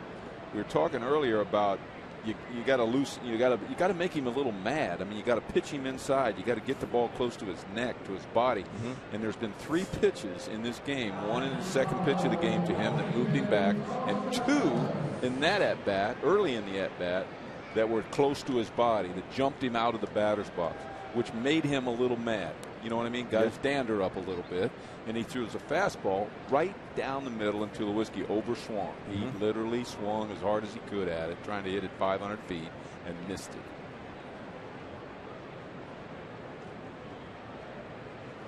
Well, it's pretty good pitching to be able to set him up there. I mean, that wasn't an 8 pitch. I didn't like the pitch that he swung and missed, but I liked how he got to that pitch. Well, now after that conversation, it's Carlos Gonzalez who's 0 for 2. They did a first base open. They looked like they were discussing how they wanted to pitch him, or if they wanted to face Arenado. Yeah, a tough predicament right here. I mean, Arenado's already got a home run, right? He's got a home run. He struck out looking his last time. You know, I've never really been a fan of the pitching carefully routine.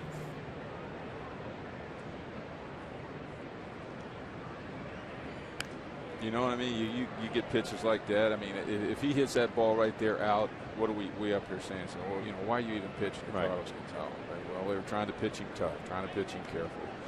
Pitchers, you know, you're talking about 60 feet and something 16, 17 inches wide. You know, what's to prevent one from getting right over the middle of the plate?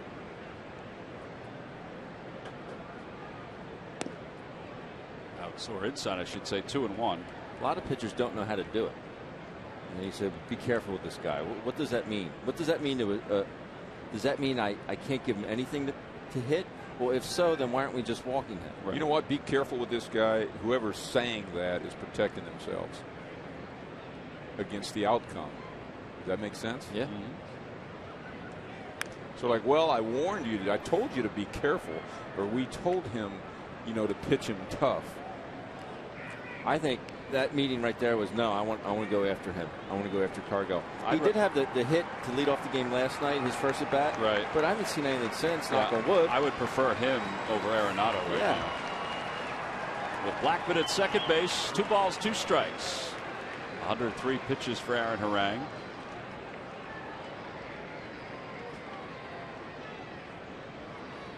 Inside 3-2. You know, the other way to go is to send the pitching coach out there and say, who do you want?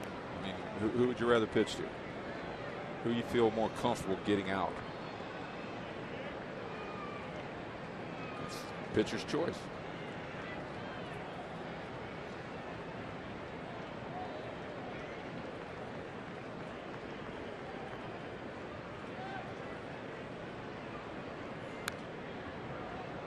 There's a lot of pitches to hit in this at bat.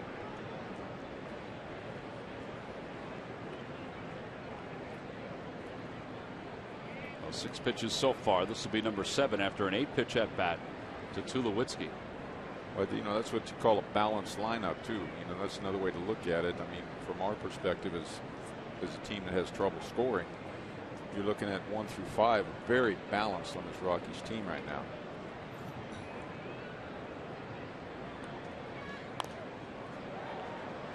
You know, by balanced, I mean left, right, left, right. All pretty darn good hitters. It's hard to pick your poison if you're the pitcher. So you put put heat on the opposition when you have a lineup like that, and it's the same lineup every day. Also makes it hard for a bullpen to pitch to because you can't match everybody up. Off the end of the bat, out toward the middle, knocked down by Galvis. No play at first. And they'll put runners on first and third with 2 men down after another 8-pitch at bat. Well, I think Freddie probably would like to have that play over again. He did save a run by knocking it down. No question. That ball was smoked. Maybe on the end of the bat a little bit, but yeah, Freddie did knock it down. He kind of side saddled it as well. I'm kind of glad it hit his glove. Well, they've scored it in E6. Wow. No. That's a tough score. No. It can't be, Tom, because I already wrote it down as a single. They have to revisit that one. There's no way a scorched line drive a yard off the ground that short hops a shortstop to his left. It's not right in front of him where he's on one knee or something. Almost drags him into center field. They can't score that in error. Well, now Arenado. This is a tough spot for Harang. And you saw that DeFreitas and Diekman both warming up in the bullpen. Look at those numbers. Runners in scoring position, 487. We started him off with a good pitch, a similar approach that he had to Tulowitzki. And he struck him out on a slider away his last at bat.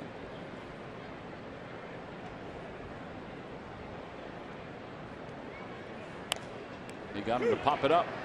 Foul territory. Ruiz off with the mask under it, and the inning is over. Big squeeze by Carlos. No runs, no hits. 1 Phillies error, 2 men left. 27-pitch inning for Aaron Harang. We'll go to the bottom of the 6th. Phillies trail it 2-1.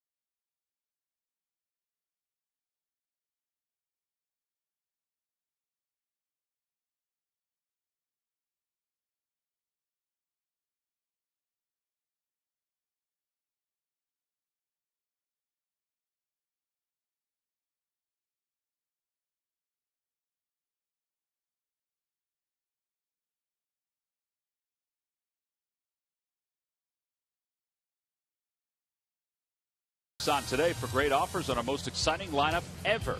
Shop Nissan.com and buy Xfinity, the official entertainment provider of the Phillies.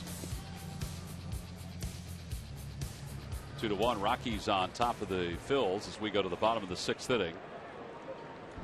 Well, we flash back to the last homestand. This is Maikel Franco's first major league home run. Towering shot to left field. We all remember that, right? Ball goes into the flower bed. And Joyce Kiner thought she had the ball lined up, but then, oh no, that big guy just shoved her out of the way, took the baseball. Well, Joyce is back today. There she is, enjoying some ice cream. She has the white cap on. And Joyce has made the tour. She's been on all the local radio stations. She got a Maikel Franco baseball bat last week when the Phillies were on the road. And it was a shame that she got pushed out of the way for that baseball. But some retribution. Found earlier today, this is the way you should do it. That gentleman makes a nice play and then says, I'm going to give it to that little guy right there. Very cool. Well, Joyce, welcome back to the ballpark, and looks like you are not in home run range, but you're in foul ball range. So stay on your toes. So she met with Franco today and received a signed ball from him as well. She got a chance to get her photo taken with Michael. There's Chase Utley, and Utley swings at the first pitch. So after the strikeout of Galvis, Utley is retired on the 3 unassisted. So 9 pitches in the 4th, 6 pitches in the 5th for Eddie Butler. And so far with the strikeout and the ground out, maybe we can get Ryan Howard to walk real slow to home plate. Well, he's only thrown 4 in this inning.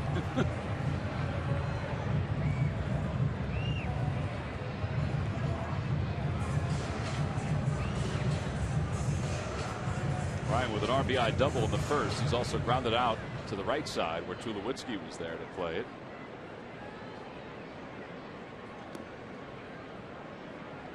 One ball, no strikes.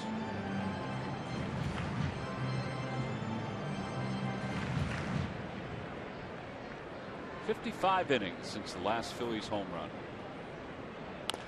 And Howard pulls it down the right field line, just foul. It's kind of what he did in the 1st inning before he actually doubled. Going back to that last half inning, that it depends on how this game plays out and what the final score is, but that play by Freddie Galvis may be a game saver. To stop the run from To scoring, stop at the least run knock from it down. scoring. You know, I would always go out in front of home plate. You know, hey boys, 2 outs, knock her down.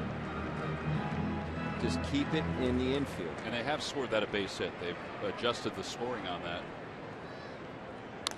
And Howard rolls it over the bag, knocked down by Paulson, has it, plenty of time. Side is retired. 3-1 on the putout. Phillies go down in order. That's a 7-pitch inning. So if my math is correct, that's 22 pitches over the last 3 innings for Eddie Butler.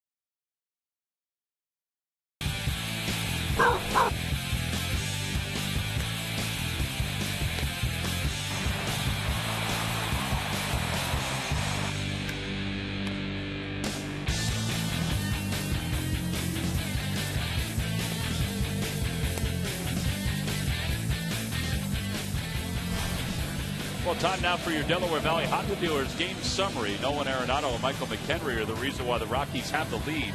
Solo home runs, not back-to-back, in the 2nd inning. Eddie Butler, 6 innings, 4 hits, 3 strikeouts. He'll be able to pitch till Monday the way his pitch count is rising right now. Aaron Harang's day is done after 6 innings. Luis Garcia will take over as we begin the top of the 7th inning. Aaron, 6 innings, 4 hits, 2 runs, no walks, 7 strikeouts, 109 pitches.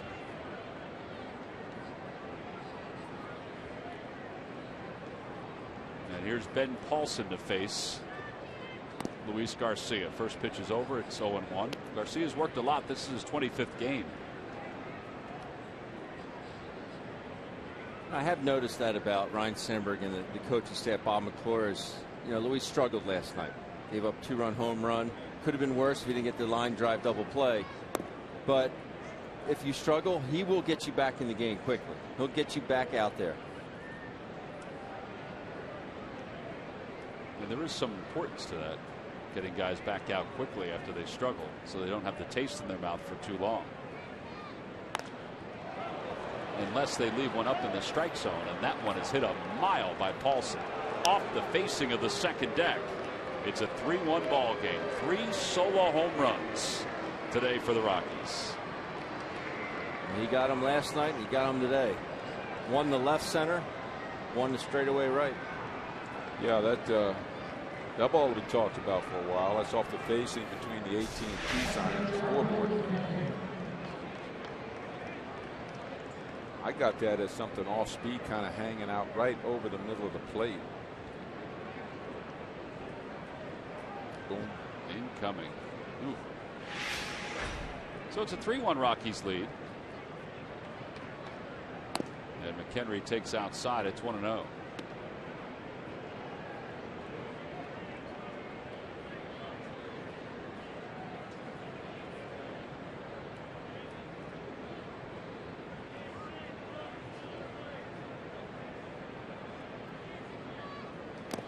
Tell you what, I mean, I was sort of touting the 1 through 5 hitters in their lineup today. Well, the 6 hitter just went almost in the upper deck, and McHenry, as you said, hit 25 balls over the Jefferson Health sign. Shots batting today. practice, and I believe he homered a couple of times against us out there. Yeah. He's another guy who has great numbers against the Phillies in his career. He's 13 for 36 against the Phillies with 4 home runs. Yeah, even when he was with Pittsburgh, yes, he just seemed to have the Phillies number. So it must be pitching that gives this team a 20-26 record. Yep. Although you wouldn't know it the last 2 days. Swing and a miss.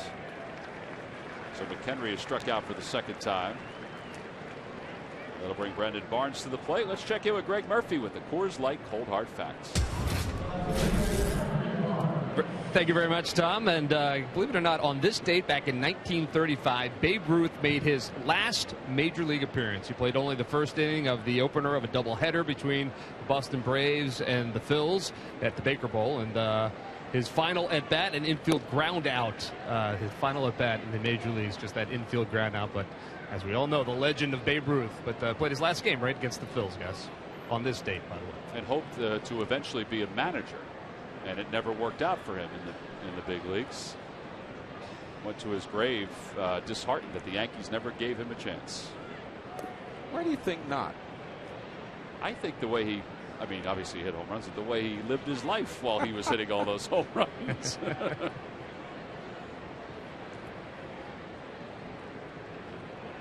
Amazing numbers, though. 342 career average, 714 career home runs.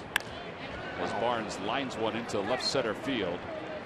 Revere will curl and get it. Barnes speeds to second base, and he is safe. Well, that's good base running right there. Smelling double all the way after smoking that ball to Revere's right. Ben did everything he could. With Ben, everybody knows you can run a little bit on Ben with his arm. Made a good throw, too. Best thing Barnes does is he does not hesitate. He really doesn't. And say what you want about Ben Revere, that throw would not have been made last year. Does he have Roberto Clemente, Raul Mondesi arm? No. But he wouldn't have made that throw last year. Am I correct in saying that, Tom? I don't think he would have been. That throw would have one hop. It was a very good throw. I mean, I thought it was, and it's tough for a righty. Now, if it's a lefty doing that, he can spin and get a little bit more momentum. But with Ben Revere had his momentum going towards that left center gap, it's a bit tougher. So Rafael Inoa will pinch hit for Eddie Butler. He's done. guess they really want that extra run.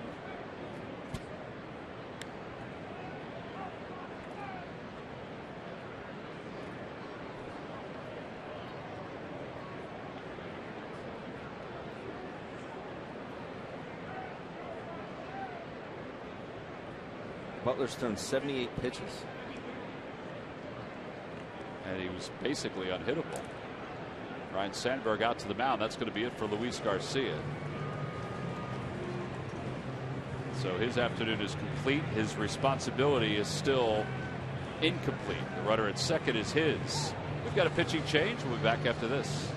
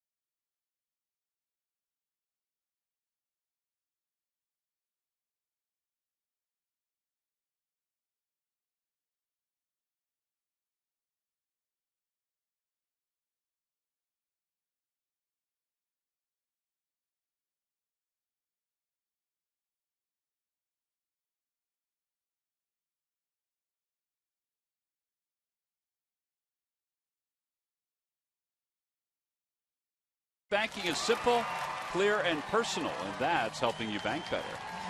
Citizens Bank.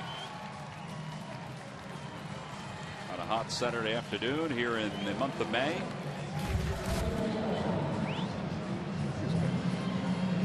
And here is Jake Diekman, 22nd ball game for Diekman. 0-1, a 7.00 ERA. So he'll face Enoa, a switch hitter who now bat right-handed against Diekman. He's pinch hitting for Eddie Butler, who's lifted after just throwing 78 pitches. And of those 78, only 22 in the last 3 innings, but he's done. I have to ask you now, is Butler a starter or is he? He's a starter. Wow. Maybe he's something there we don't know about. Yeah, he's pushed into today's game for Jorge De La Rosa. They had the off day, so they were going to skip him.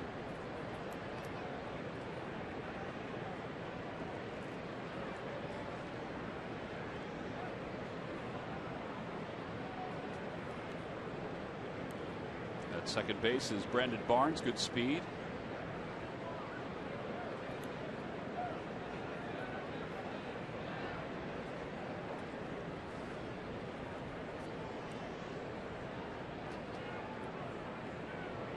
Enoa played left field in last night's ball game.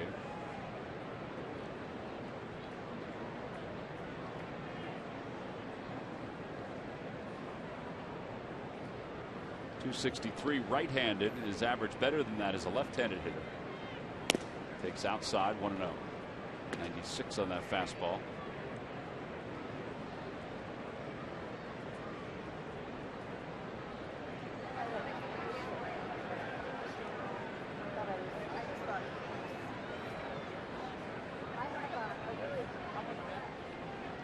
Goes from second. Pitch is slapped out toward right field. Francoeur comes on, dives, and he doesn't make the catch, and Barnes will score.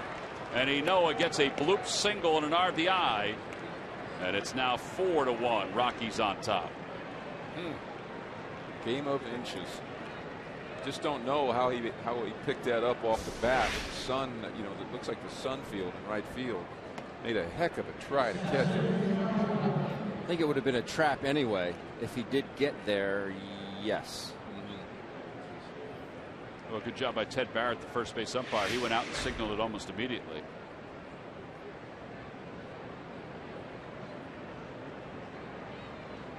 field. Now Blackmon will be the batter. So Garcia is charged with 2 runs.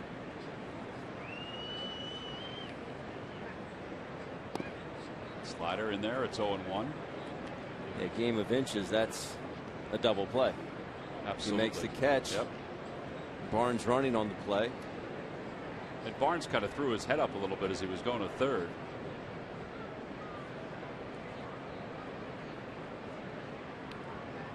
Yeah, there's absolutely nothing you can do as the runner on that play. If it's a hit and run, you just keep going, and you're supposed to look back at the hitter, but when you see the ball come off the bat as a line drive toward right field, you really have nothing. You can't stop. You'd have to just keep running. If you run into a double play, that's the way it is. Off the mound, Galvis has it and then flips behind his back to Utley for 1 over to first, not in time. Out of his back pocket with that flip to Chase Utley. And there are 2 outs here in the 7th. Well, maybe that'll get Freddie's energy level up.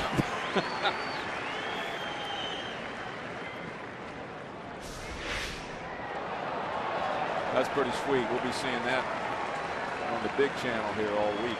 Wow.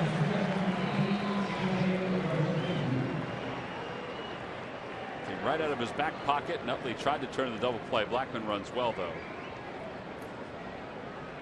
Yeah, it just takes guts to do that. I tell you what, we used to mess around in infield practice, batting practice, throwing the ball around the back. I used to throw the ball around my back from third base to second base, just playing around, not looking at second base. And, you throw one in the right field, and then when you throw one perfect, it really looks cool. But to do it in a game, are you kidding me? Yeah, the athleticism to do it in a game. Pretty impressive. Diekman's day is done. Justin DeFreitas is coming in.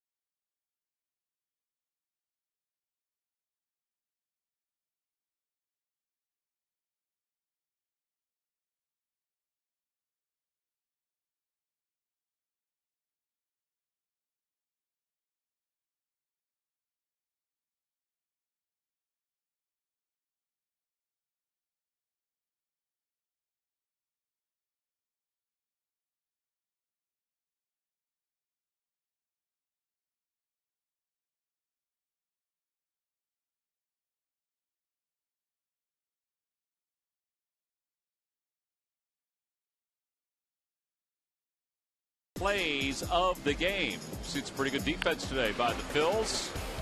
This one was outstanding by Revere. Very good play there by Ben. Full extension, gets a good jump on the ball, good read. Here's a good play by on both ends with Franco and Ryan Howard at first base with this long scoop. And this one is just sweet.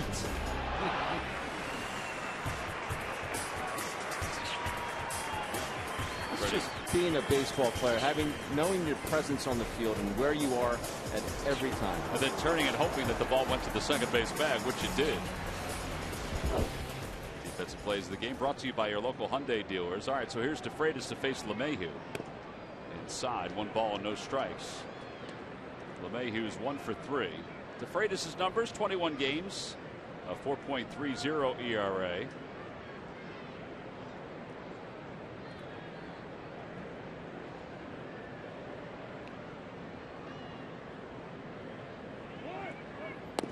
Breaking ball outside, 2-0. The runner did start and then stopped.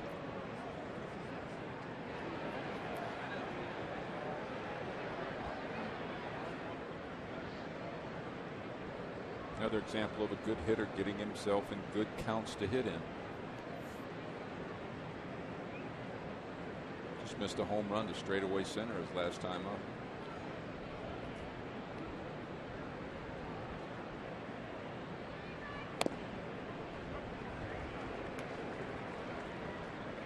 I wouldn't be looking for a fastball on the inside corner with a 2-0 count.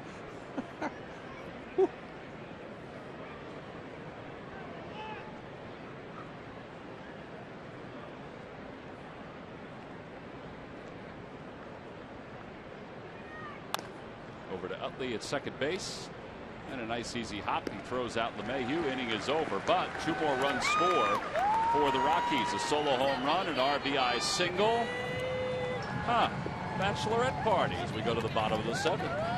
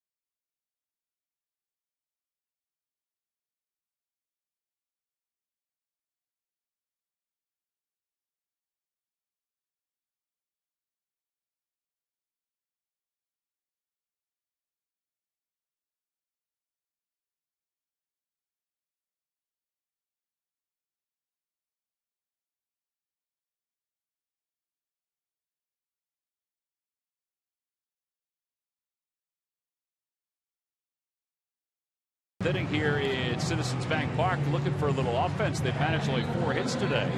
Refreshing, great tasting Blizzard Spring Water is the new buzz around the water cooler. WB Mason offers free same-day delivery of 5-gallon Blizzard Spring Water bottles with no minimums or hidden fees. Move up, WB Mason. Scott Oberg is the new pitcher for the Rockies. 18th ball game for Oberg, 2-1 with a 4.70 earned run average, taking off for Eddie Butler, who went 6 innings, allowed 4 hits and just 1 run. Eddie Butler wound up striking out 3 in today's ball game. And he will face Maikel Franco, who is 0 for 2. He's grounded out twice, both times over to third.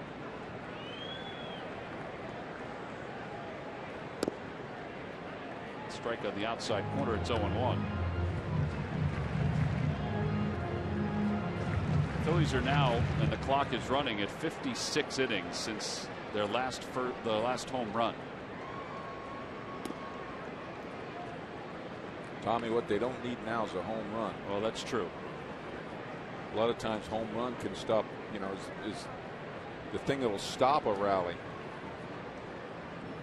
They need is heat on the opposition with base runners.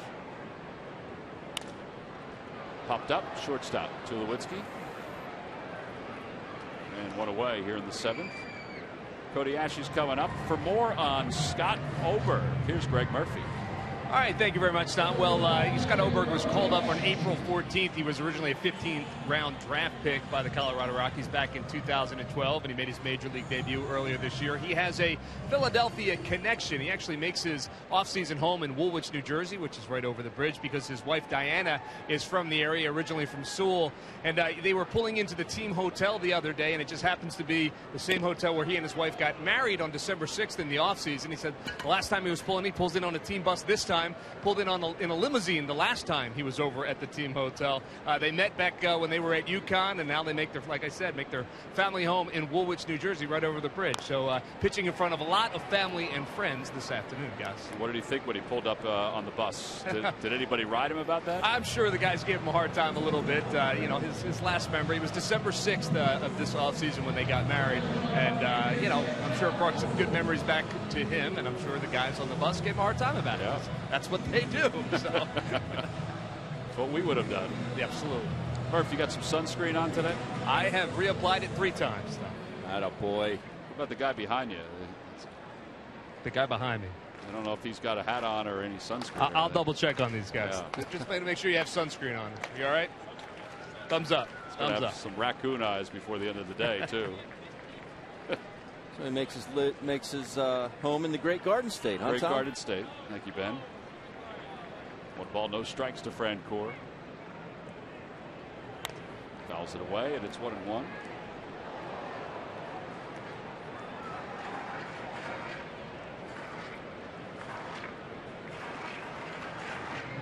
Francoeur is 0 for 2. He's grounded back to the mound. He's flied out to right. Phillies with 1 hit since the 3rd.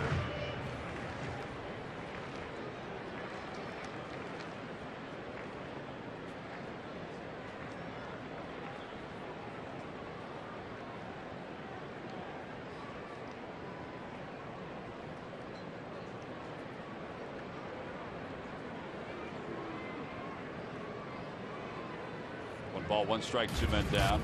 All right, Ben, we talked about Rene Latchman yesterday. Now today he didn't have the neck brace on. Then he put it on. And then as the game progressed, he took it off, taking a look at it. And then as the game went on, he put it back on again. And now he's tired of it, so he's going to take it off.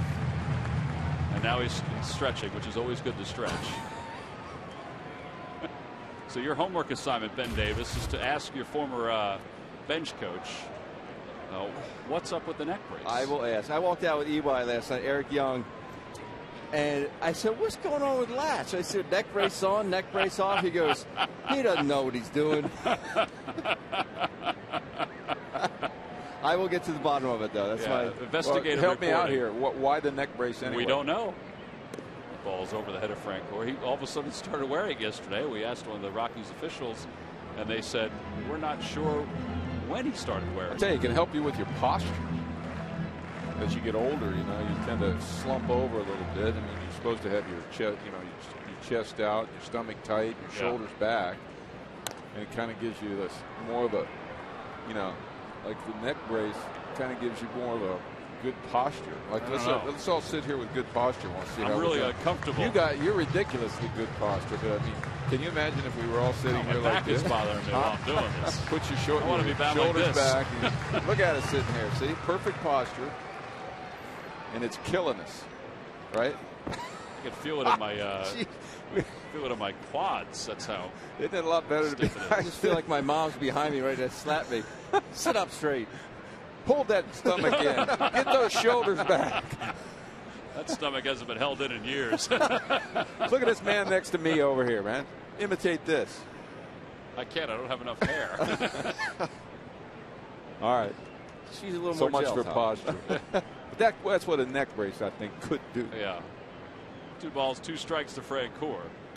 Francoeur gets a hanger, lifts it out to left field, and Barnes going back. He jumps, and it is off the top of the fence. It's in play. Well, they may review this one. Yes, Francoeur will stop at second base.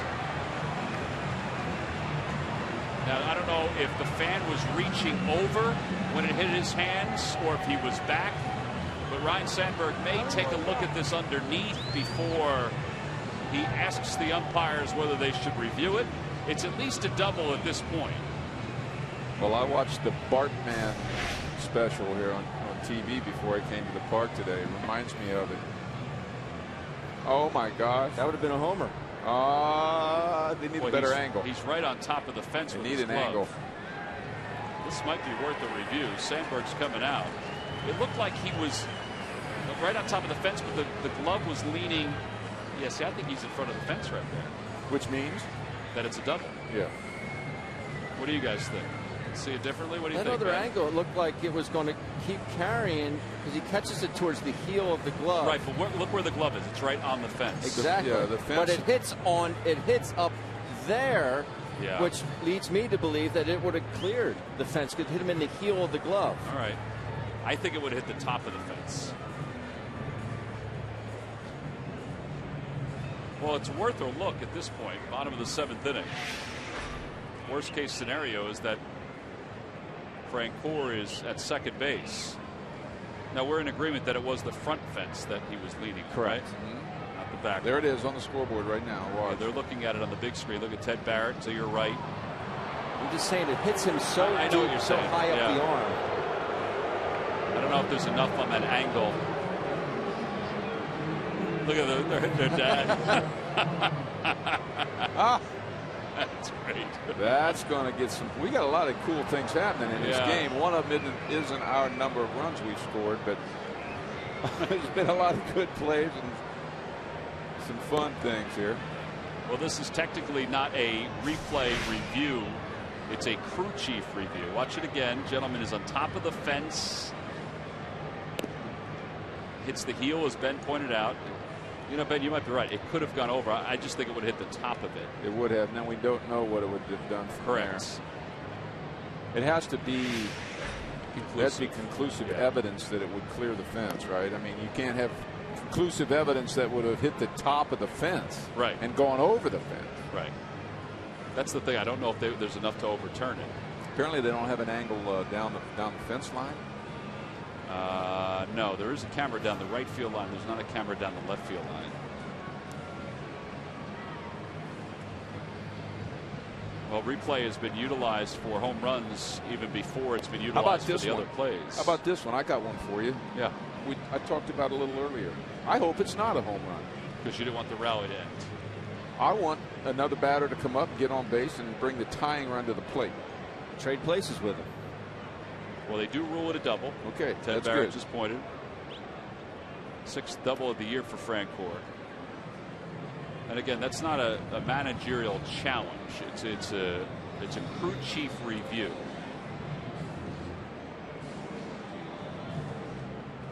Two 2 minutes and 55 seconds was the length of that review. Might add too that we're kind of into batting practice time, Ben. It gets a little tough to see up there. Yeah, the shadows out toward home plate. 1 ball, no strikes. Now you may think Jeff Francoeur was upset that it didn't go out, but he gets second base. He's holding his hands. Why? The pitch before he hits this double goes off his hands. Oh, it did go off his hands. Ah. And he gets to second base, and you could see him grimacing and holding his hands down low.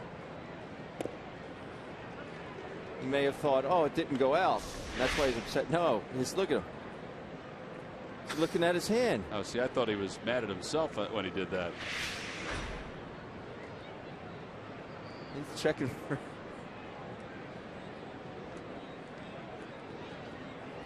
Two balls and 1 strike. Back to my point, I just happened to look out also. You got a multicolored batter's eye out there where the ivy is now. I mean, it's half sun, half shade. You got shade into the center field. Now that makes it tough to see. And then you go to home plate, you got the pitcher in the sun and the batter in the shade. Folks, it can get a little rough up at home plate. You surely can't see spin very well. See that shot right there? Show you it's a little tough to see the ball right now on home plate.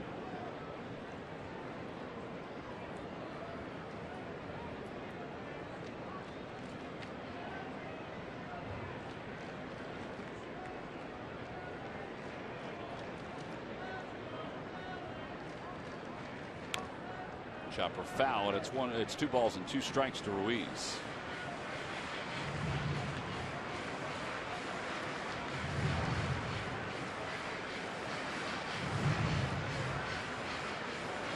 Cesar Hernandez on deck as a pinch hitter.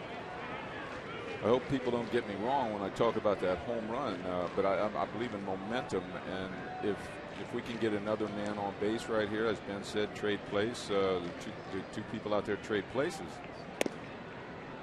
you have a better chance of tying the game or winning the game with a rally if the rally's kind of already started for you. And the double helps the rally start.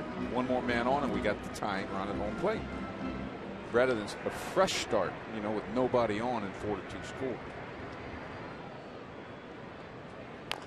Carlos fouls that one off his leg, and it remains 3-2. Toyota Major League Scoreboard. Marlins and the Mets, game 2 of that series, bottom of the 4th, 5-5. Marlins won yesterday. Today I should say, Ruben Tejada is a 3-run double.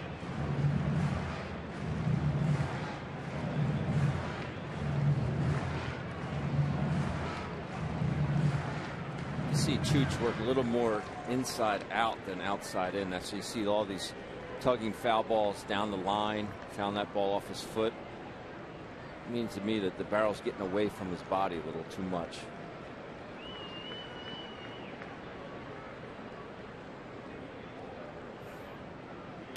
That one he pulls at Tulowitzki over the shoulder of Francoeur. Side is retired. No runs, 1 hit.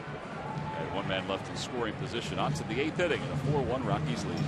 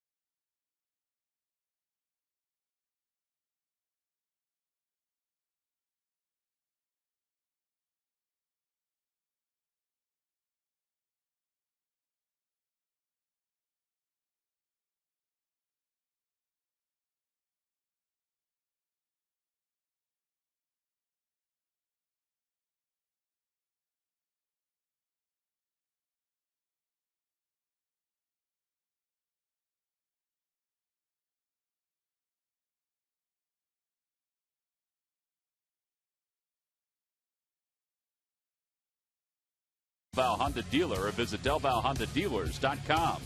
And by Jefferson, where health is all we do. Call 1-800-JEFF now or visit jefferson.edu.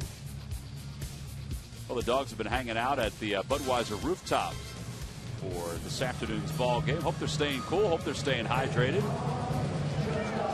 Others are just hanging in the sun.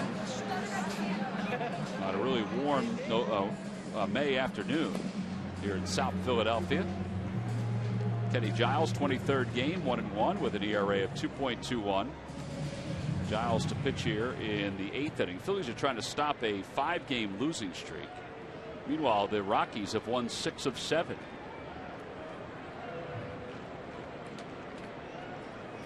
So Giles will face Tulowitzki, Carlos Gonzalez, Nolan Arenado. Shadows and light stanchion engulfing home plate. That slider might be tough to pick up. It's 0-1. It's tough to hit if you can see. Yeah.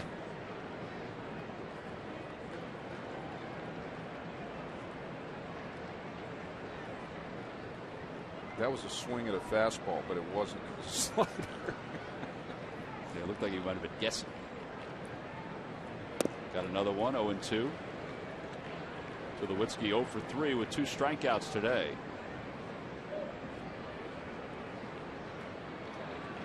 The veteran Rafael Betancourt warming in the pen.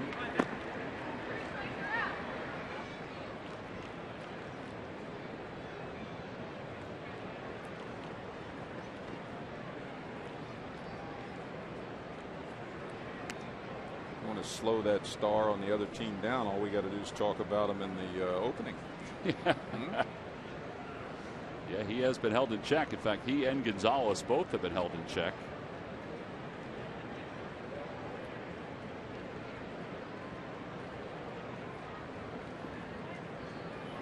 Four straight sliders, and it's 2 balls and 2 strikes.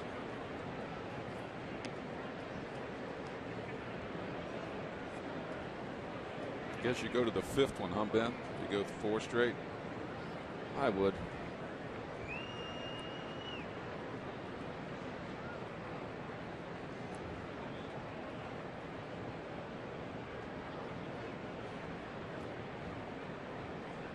Nope.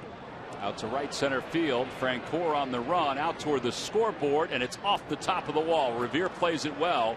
His throw goes to second, not in time.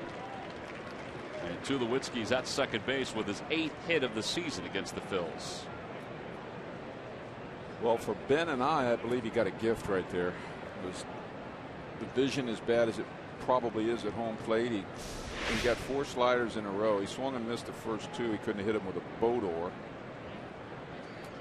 There's a fastball for him right over the middle of the plate. It's middle, and it's elevated.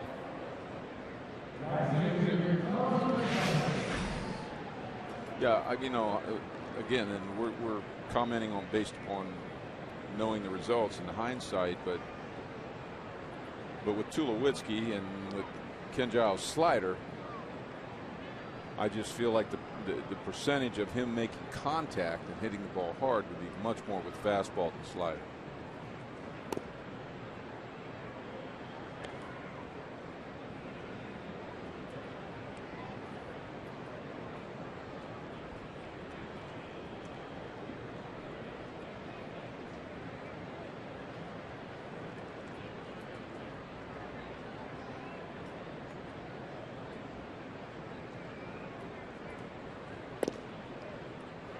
There's a fastball on the outside part of the plate for a strike. 1 ball, 1 strike. And I'm assuming that Gonzalez is looking for a ball on the inner half of the plate that he can pull to the right side. From their perspective, 5-1 is much better than 4-1.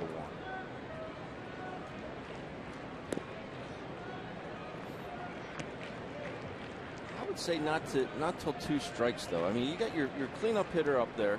You're already up by 3 runs. You know, drive him in until you get to 2 strikes. I think at least stay more middle. Wouldn't you agree? I mean, just stay. I mean, he's up there to drive runs in. So Arenado and Paulson, they've done the job as well. It's that one slowly to the right of the mound. He'll get the runner over to third, and there's 1 out. The always spectacular Xfinity Fireworks postgame on July 1st and July 2nd, all part of the series against the Milwaukee Brewers. You can order your tickets by going to Phillies.com. Fireworks shows here at the ballpark are always outstanding.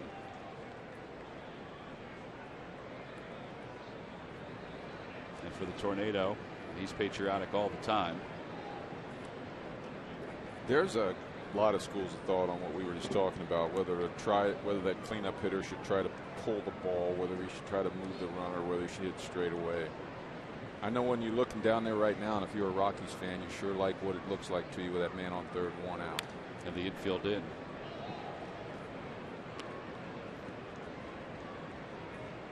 Well, they were able to get Arenado to pop out his last time up. He was also struck out. He did homer back in the 2nd inning.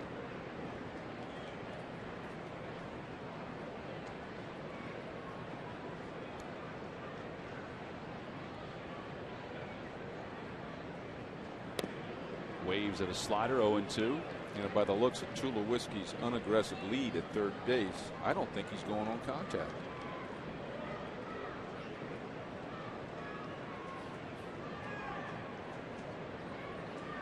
Stu Cole did mention something to him as he took his lead there, but you're right, it's not aggressive. Popped him up again. Ruiz off with the mask. He runs out of room. Every time the Phillies pitchers retire the opposition, 1, 2, 3, Comcast will make a contribution to Phillies charities. Phillies baseball is brought to you by Xfinity. the official entertainment provider of the Philadelphia Phillies. Giles got away with a breaking ball right over the middle of the plate right there in an 0-2 count. Right? This is where you have to trust your catcher, and it has to be better than this pitch. Look at this pitch. Oh my God! Hit me, please hit me. And that's bad hitting again. It goes back to probably trying to hit the ball too hard. If he's just short and down on that ball, the ball's already going somewhere.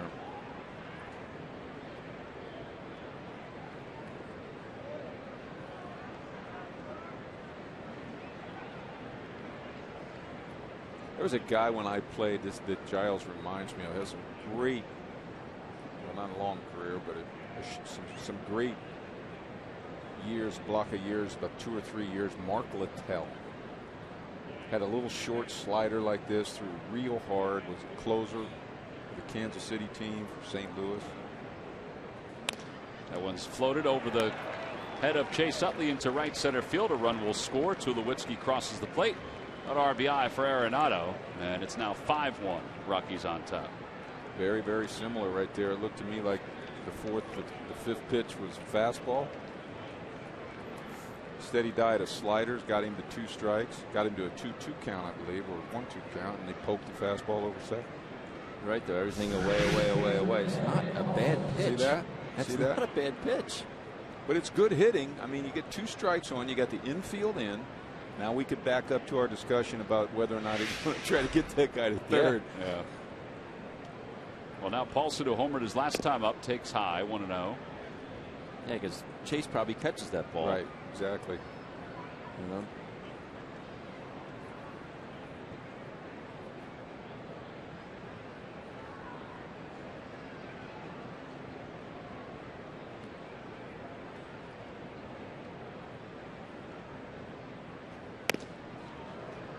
A little up, and it's 1 ball, 1 strike.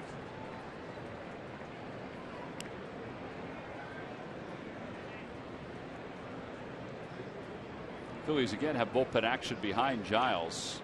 Jenmar Gomez is warming up behind Giles.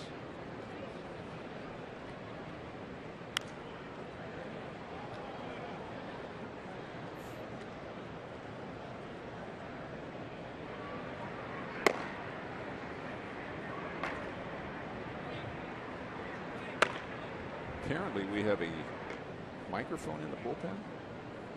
Hear that glove pop?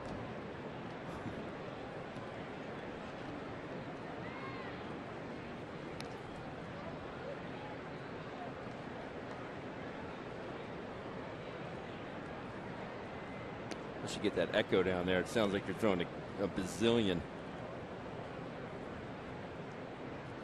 And really turn the microphone up as high as possible.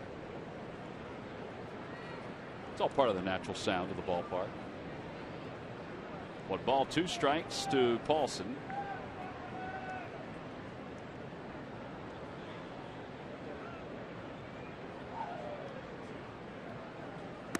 Inside, 2-2.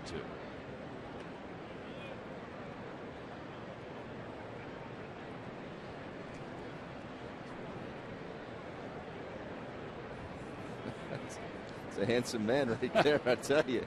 The mustache has migrated into a beard. It's a heck of a push broom he's got.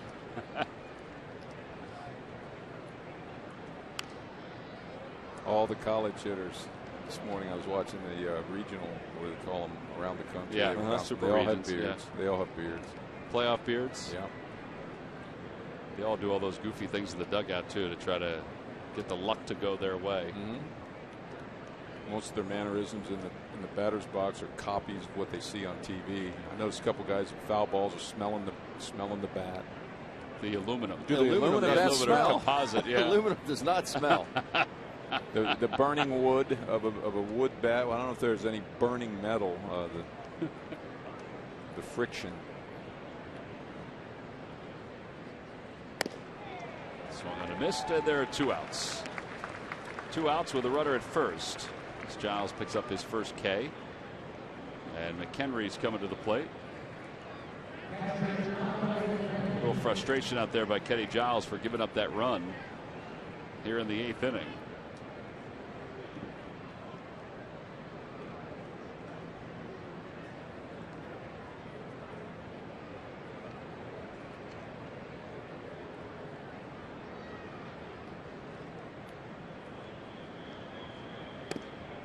high. 1 ball, no strikes.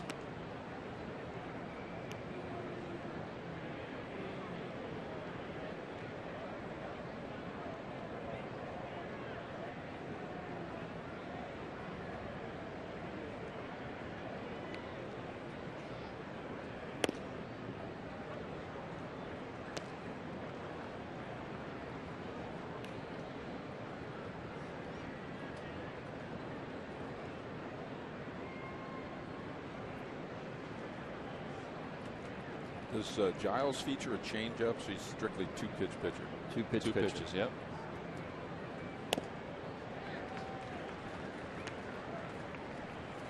His fastball 96 here today. That's one of the best. Would you agree, Ben? That's one of the best we've seen in a while from him. Yeah.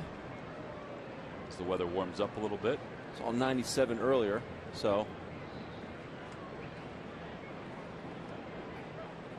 still don't see that 100, 101 we saw last year.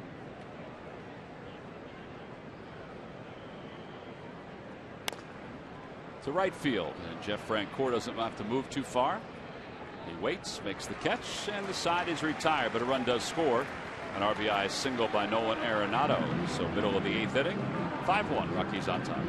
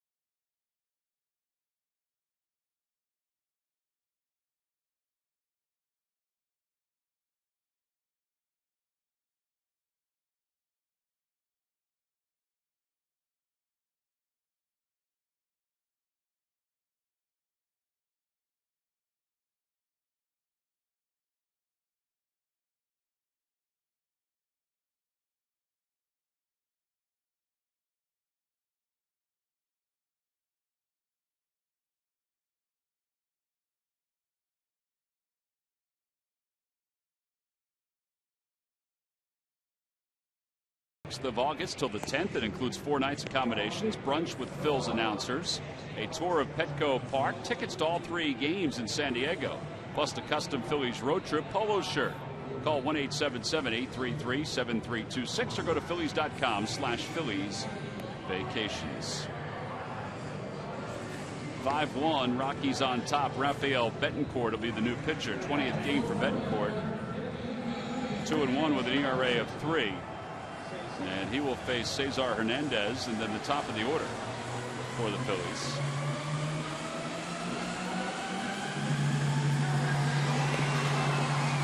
All right, while Betancourt finishes his warm-up tosses, it's time for the Major League Notebook. Let's go to Greg Murphy. Murph.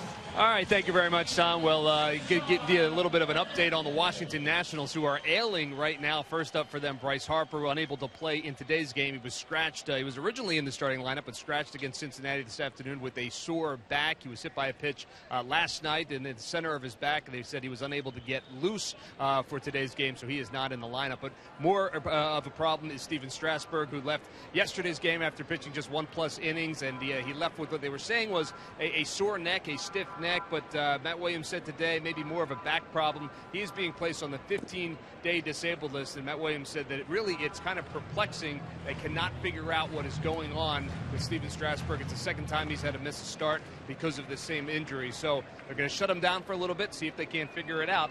But he will be on the shelf for just a little while, guys. All right, Murph, we appreciate that update. As Cesar Hernandez takes a strike, and it's 1 ball and 1 strike. Washington's tied at 2 with the Cincinnati Reds as we speak. Washington leads the division by a game and a half over the Mets. 5 games over the surprisingly sound Atlanta Braves, who are 23-25. 1-2 to Hernandez. I think that has to be a surprise. The Braves are just a couple of games from 500 with all the changes that they've made in this offseason. Just made some more changes too with the trade with the Los Angeles Dodgers.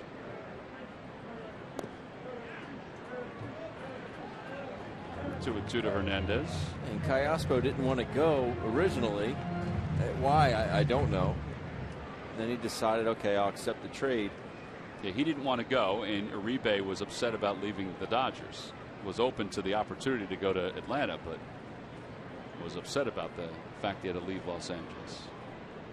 He wasn't balking at it, though. 3 balls, 2 strikes to Hernandez. He liked the smog, did he? I guess. He put up some decent numbers for them the last few years. Cesar Hernandez has done a great job coming off the bench and had some great at bats in the last, this last 2 or 3 weeks. Yeah, 19 hits, 78 at bats so far. But he's hit the ball hard, and that one's a towering shot deep to right field. It is gone. A home run for Cesar Hernandez. It's his first of the year, and it's now a 5-2 ball game.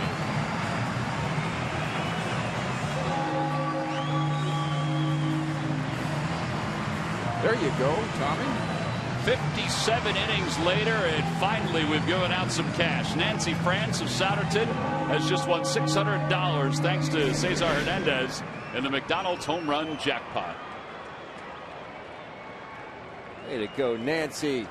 Good swing there. He does. He has a classic hitting stroke. And very just cool. never gets a chance to be an everyday player. He's an unbelievably good guy to have on your team.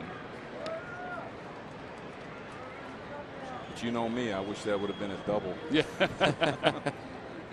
Well, it's his first career pinch hit home run. His last home run was in May of last year against the Reds. Up high, 2-0. And now they can get that ball signed by Cesar Hernandez. All right, let's go. Too low. It's just saying. Nice and easy. We got a 3-run lead. But that extra run looks big, doesn't it? Sure does. Throw it right down the middle and make him hit it. Ben needs to be taking here.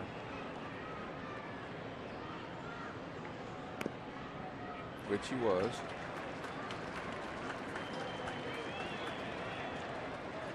He'd take 2 more times.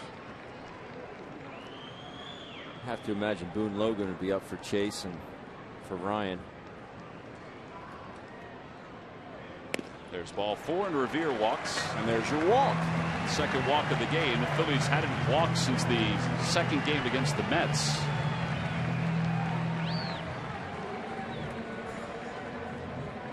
And Foster's going to go out to talk to Betancourt. Probably reiterate some of the things that Tulowitzki just said to him. And Matt, Ben, you're probably right. Boone Logan's been warming up. They wouldn't bring him on to face Galvis because then they'd move Galvis to his natural spot, which is right-handed. And now they're going to bring the trainer out and Walt Weiss. So maybe Betancourt's hurt. He's hurt. He is hurt.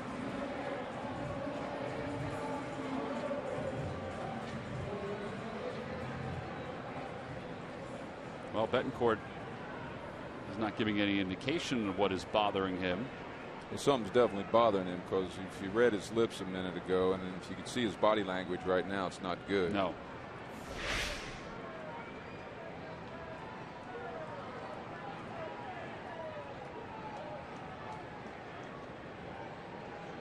That's the last pitch to Revere. He's usually fidgety, at least he has been. He's always been one to pull his jersey up after he throws, but something's bothering him. So they're going to bring Logan in now. So Logan, who's warmed up, will still get as much time as he needs, but they're going to flip Galvis over to the right side of the plate, which is his natural side. So a pitching change with Rafael Betancourt leaving with an apparent injury. We'll be back right after this.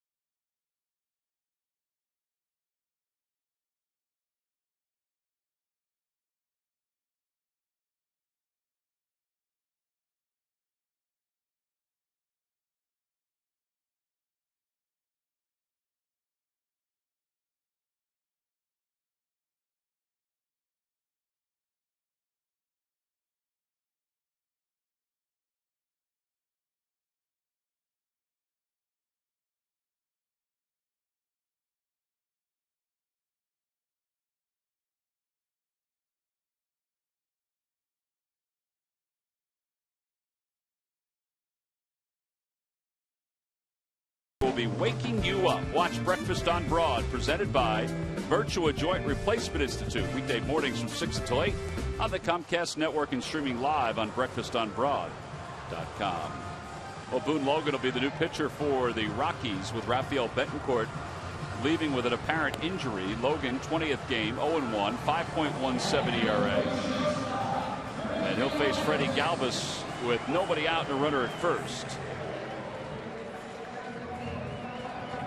Galvis will bat right-handed.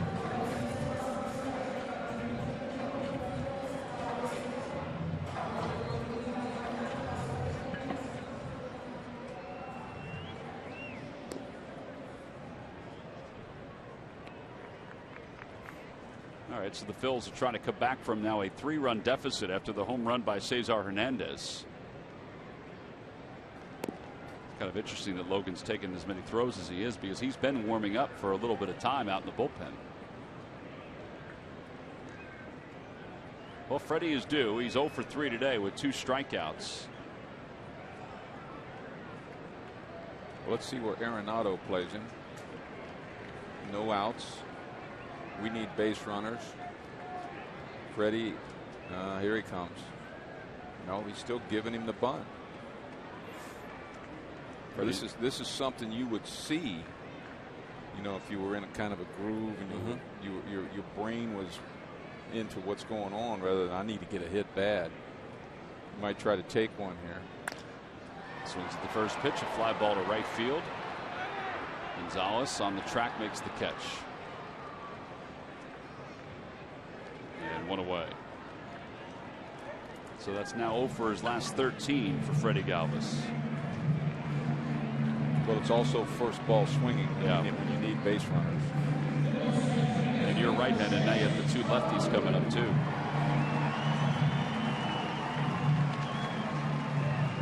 Yeah, I just assumed he would have been in there regardless to face Chase and Ryan Howard.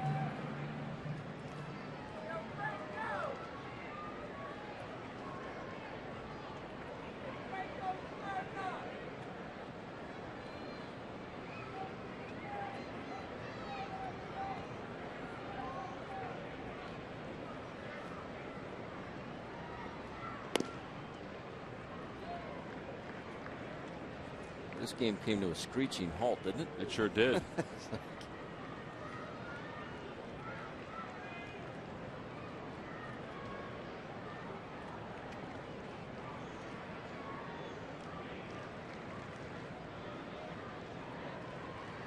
Down and away. 1 ball, 1 strike to Chase. Chase singled his first time up, walked his second time up, and then grounded out to first his last time. Trying to get on to bring the tying run to the plate here in the bottom of the 8th inning.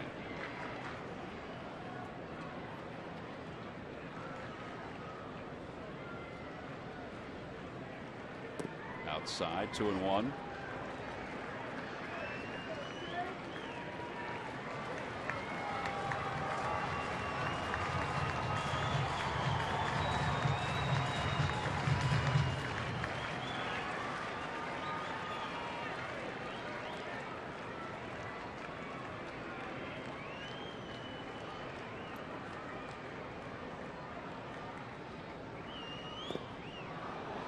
Two balls, 2 strikes. Pretty good breaking pitch there.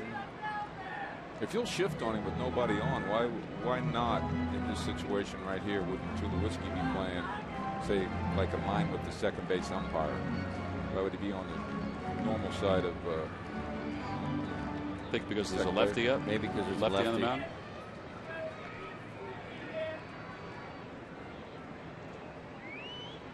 I almost see Jason Moore have to pull against the lefty because the ball's coming, you know, around, sort of from the right or from his right.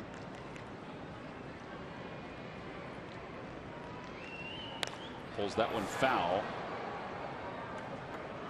And it remains 2-2. He got a fastball. He turned on a little quick.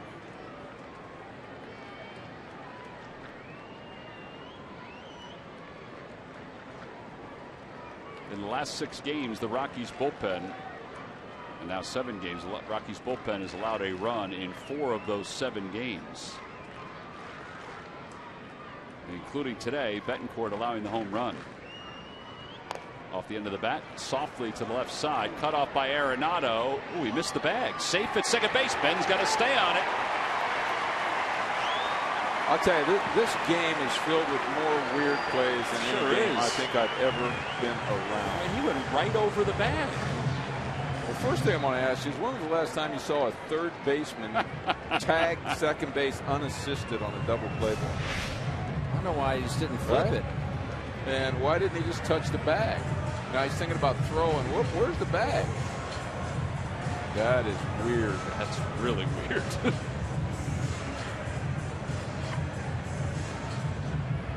When was the last time? Apparently daylight doesn't work. It does not work on that play like that. That is an E5. LeMahieu was running towards the bag. Why didn't he just flip it to him? And Tulowitzki was there too. Make sure it won at least. Look, I think he felt he had the guy at second. His problem was he's starting to figure out how to throw to first. That's true. He thought double play, and neighborhood play or neighborhood does not pertain to that one there. All right, so now Howard is up. Phillies down by 3. He is the tying run. That one sweeps inside. One now ball, no strikes. The infield's playing straight away again, which plays into Howard's hands. Yeah. Without the guy in shallow right field. If you look at this infield right now, assuming there was nobody on base, and if they played Ryan Howard straight up like this all year, what would his batting average be right now? It would be a lot higher than 251. 1 ball, 1 strike. I honestly think it would be minimum 30 to 40 points higher. Would you say 10 hits or more than that right now? Would he have 10 more hits or 15 more hits? I'd take the over. All right, let's say 12 hits. So that would give him 54 and 167 at bats. We're getting 285, 290. I got my shoes on, Tom. I can't help you count. Well, if you gave him 54 hits and 167 at bats, that's 323. Is that unrealistic? The games I've done, and I pretty much, when I don't have them, I watch just about every one of them at home. I've seen a lot of balls in shallow right field that are hit hard. Lays off 2-2. I bet you they were 3 or 4 just in that Mets series. Oh, there were a handful in the Mets series. I agree with that. You know, and that's just one series. There may be 20, but you might also lose a couple that they might have somehow straight up. In other words, if he grounded very true where Tulowitzki is or something, but it would be significant raise in batting average. I mean to the point where we wouldn't even be talking about Ryan Howard. You know what I mean? And it's like, what's wrong with Ryan Howard? Swing and a miss, and Howard has struck out. So 2 outs. Now, you know, obviously Ryan does tend to strike out too much. You know, it's one that he's always done, as I did when I played. Those would still be there. You know, strikeouts can't beat the shift, or aren't going to become hits. But in his contact, balls in play, there is a stat for balls in play batting average. Mm-hmm. We can check that one and see what it would be. I'll tell you what, balls in play batting average would be crazy, crazy high. Well, Maikel Franco is not going to face Boone Logan. There's a double switch going on for the Rockies. They're going to go to the right-hander who's been loosening up. We'll be back with another pitching change right after this to Citizens Bank Park.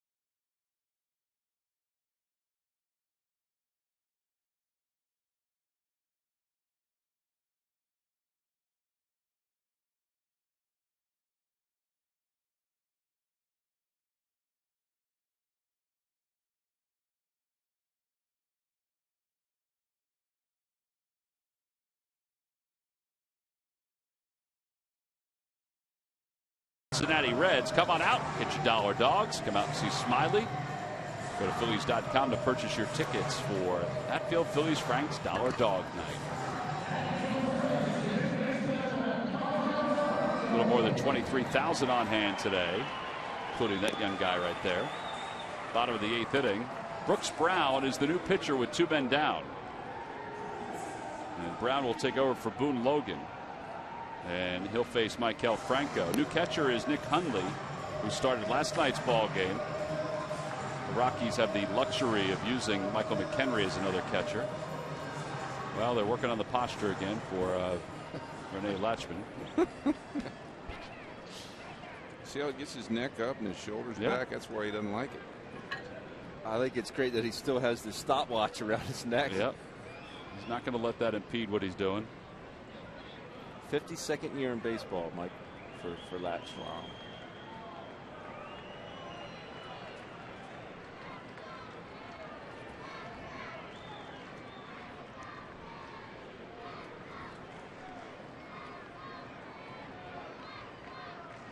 Down and away, 1-0. I thought it was startling when you said that it matched the late Don Zimmer for the number of years in baseball. My apologies, partner. I thought you just wanted me to throw your cup away. Didn't know you wanted more water. I was looking for a little nature's elixir. I'll get it in between innings. I'll get you some. 1 ball, no strikes.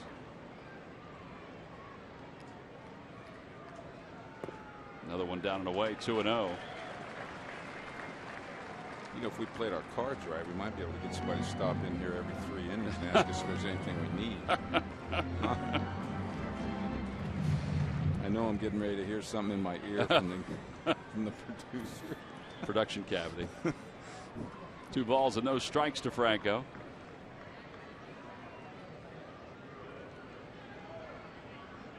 And he grounds that one toward the hole. Tulowitzki's got it. Flips to second, and the inning is over. The Phillies settle for just the 1 run on the home run by Cesar Hernandez. Brown is able to get out of this tough spot. We'll head to the 9th inning with the Rockies up 5-2.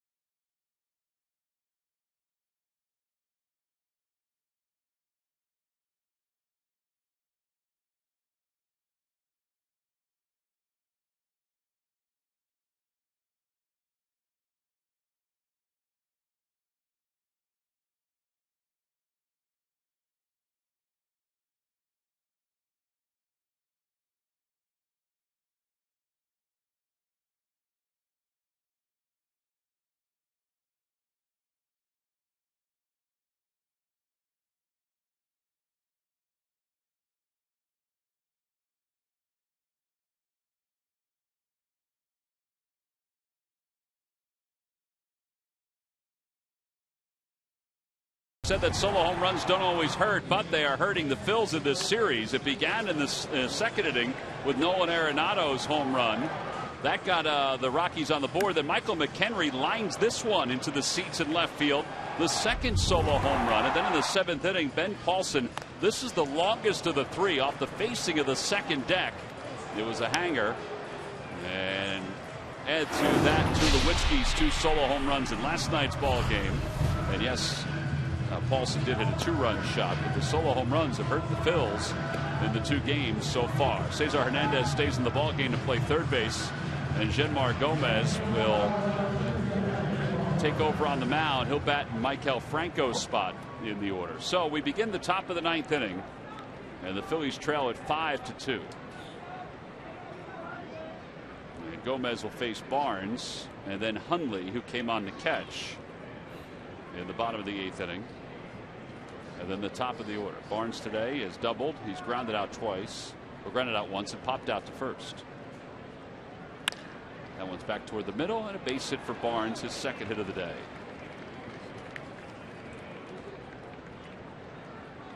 Well, if you can hit a fastball up the middle, you can do it anytime you want on the first pitch, leading off an inning.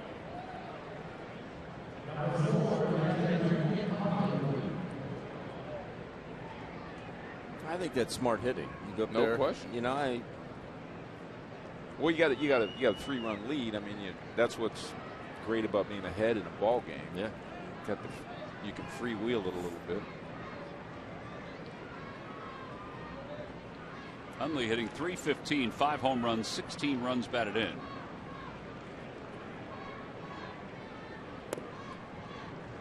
First pitch is a bit low, and it's 1-0. Add this guy to the mix. It's a nice lineup. He's having a very good year. Signed a 2-year contract with the Rockies after being with the Orioles last year. Big time prospect out of the Padres organization, never really panned out.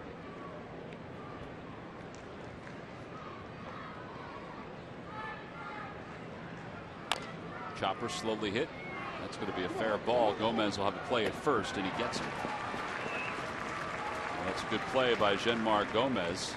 Yes, it is. That's one of those plays where if a pitcher gets a little panicky over there and tries to rush it, turns into a error or a men on first and second.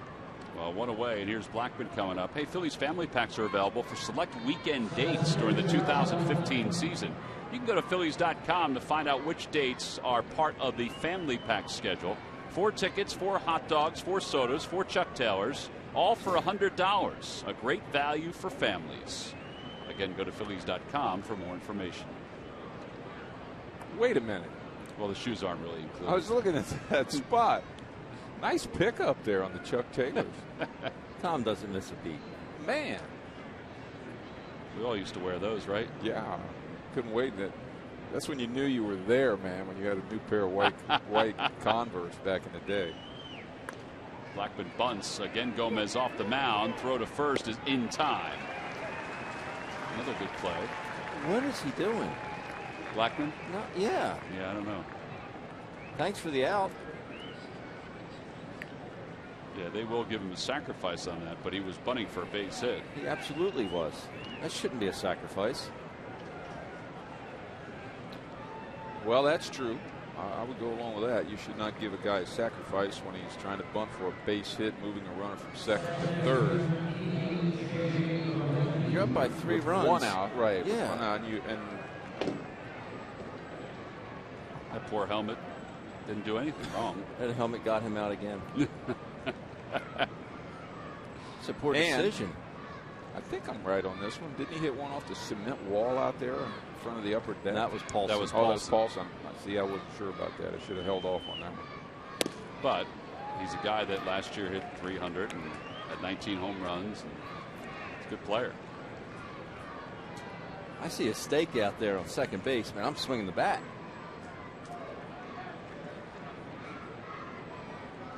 That's just me, though.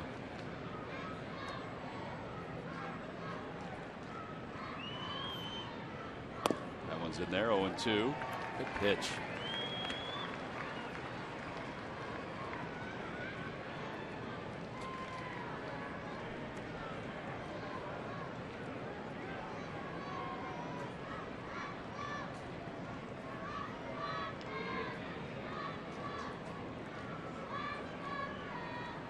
No balls, 2 strikes to LeMahieu.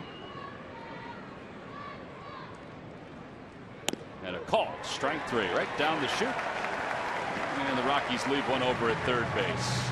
No runs, 1 hit, a couple bunts, and 1 man left. Last chance for the Phils as we go to the bottom of the 9th inning.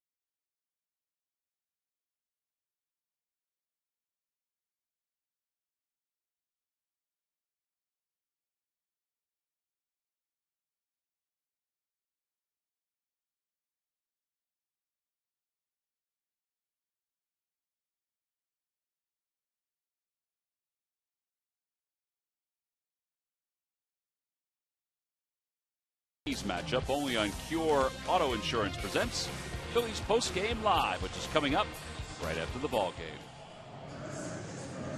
5-2, we go to the bottom of the 9th inning. A warm afternoon here in Philadelphia. One more game against the Rockies, and then we'll say goodbye to them for the rest of the year. John Axford is on. This is a save situation. He saved last night's ball game. 8 saves, 8 opportunities. He will face Cody Ashe, Jeff Francoeur, and Carlos Ruiz. Those are the scheduled hitters. Here in the bottom of the 9th inning. All right, well, this has been as good as the Phillies offense was in that 6-game winning streak, and it was good. There were a lot more innings with crooked numbers than single digits. The Phillies offense has hit a little bit of a lull over the last several days. The Mets obviously had a lot to do with that. And now you got Butler today and Bettis yesterday.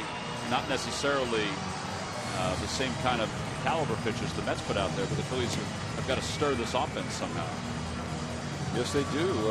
Remember how we would highlight their ability to rally and the crooked numbers and all that kind of stuff last time I was here. I mean, sometimes it just goes away and doesn't say goodbye. Yeah. It doesn't leave a forwarding address or anything. Well, here is Ashe. You know, it's on the players. I mean, I can sit up here. The hitting coach can say all he wants. I mean, we're all saying, everybody's saying good things. It's at some point, it's on the players to make the adjustments and turn it around. Ashe's 0 for 3 today, and he takes a strike 0-1.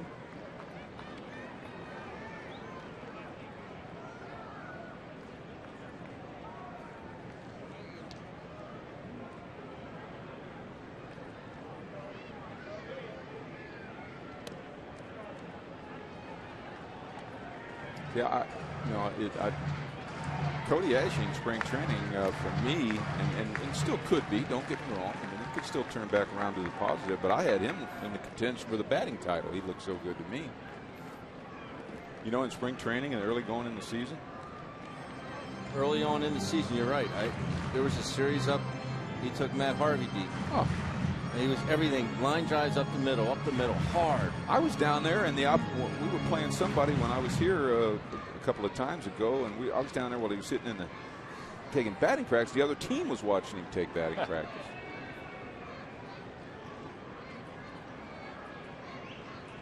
1 ball, 2 strikes to Ashe, and he shoots that one the other way. The shift was on, and for the second time in this series, he beats the shifts. So he's aboard, one more batter aboard, and that brings the tying run to the plate.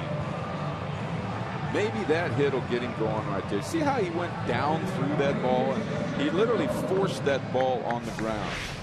Watch. See, he forced that ball to go on the ground because he knew that if he hit it on the ground over there, it was going to be a hit. Well, if you force it on the ground, you try to force it on the ground every at-bat all year. Some of them you'll catch right in the middle of the equator, and there'll be home runs, and there'll be doubles, there'll be gappers. Maybe that swing will get Cody going. I hope Freddie was watching that swing. Well, now here's Francoeur. He doubled his last time up off the wall and left. Boy, that vision's got to be bad up there, Ben. Look at that shadow. Yeah.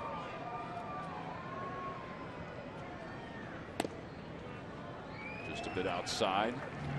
Got to bear down. You know, I'm sure the Phillies are taking a strike because Axford does have command issues, so they're probably taking a strike until you're the tying run. So Cody takes a strike, and he drops a big 12-6 breaking ball 0-2. You're like, oh, man.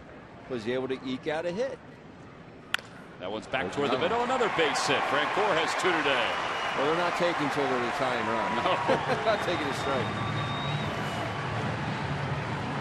Well, that'll bring Carlos Ruiz to the plate. He represents the tying run. By the way, Rafael Betancourt, who left the game last inning, flu-like symptoms, has sent into the clubhouse.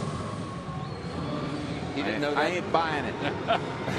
He didn't know that in the bullpen. No, he only had the sniffles out in the bullpen. Oh. That stuff moves fast. Nope. All right, so the Phils now looking for their first hit with a runner in scoring position. 0 for 6 today.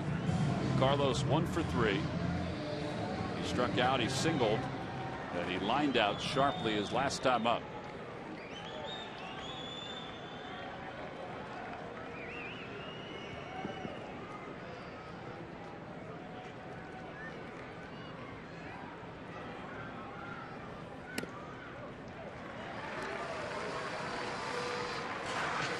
Cesar Hernandez waits on deck.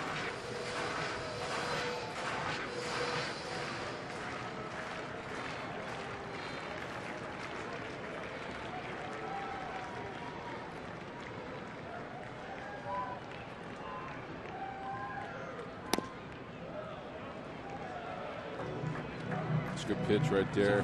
Very good. 1-0 slider on the black. 91. Yeah. I'm glad Carlos didn't swing at that.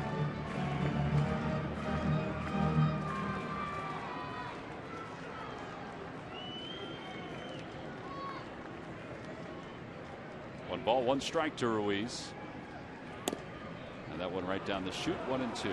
Kind of wish he would have swung at that. Yeah.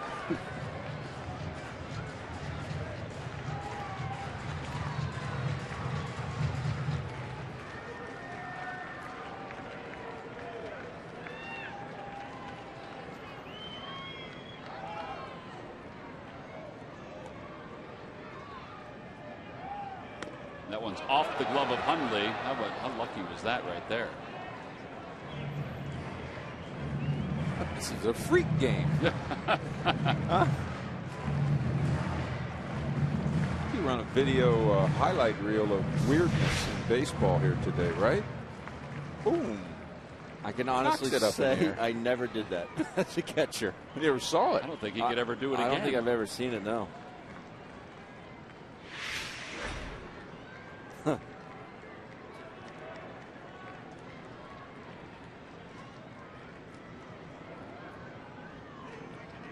Carlos off the end of the bat to right field.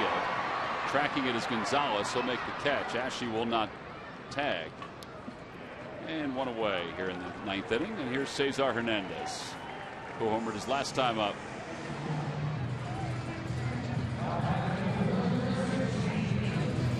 I don't know whether going to third base right now. I would think they were giving you third base. I know his run doesn't mean anything, but it kind of changes the scope of defense in the infield. I mean, if he's on third, not on second, the third baseman now doesn't have a force play at third, you know, like a chopper down the third baseline. And most likely hold Francoeur on at first, open up that hole between first and second. You're right. You're right. If he goes to third, they hold Francoeur on. Well, Cesar's last time up hit a home run, his first of the year. And then Betancourt came down with the flu-like symptoms after walking Ben Revere. No balls, one strike to Cesar Hernandez. Outside, 1-1.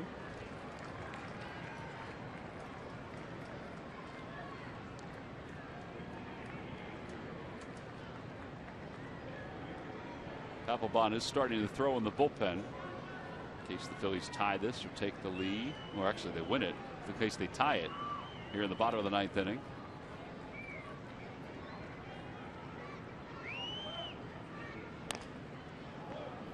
If they win it, he's definitely not coming in. No, he's not. Well, he'll come in. It'll be all part of the celebration.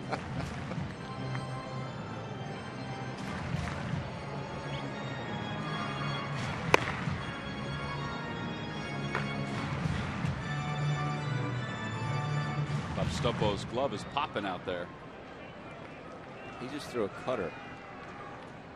Did you see the motion? He went.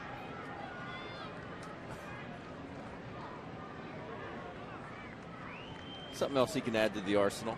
Might as well.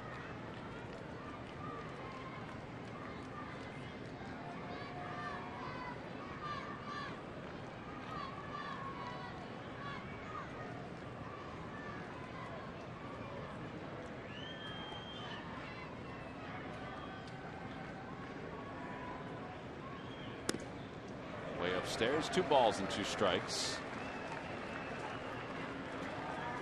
This game has not had a brisk pace. It's not had a crispness to it at all, no. Its personality has been much different.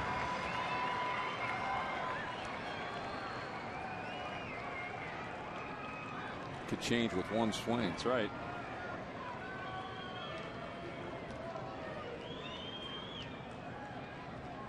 Now the 2-2 pitch. Broke his bat, grounder back to the mound. There's one, and that's all they'll get.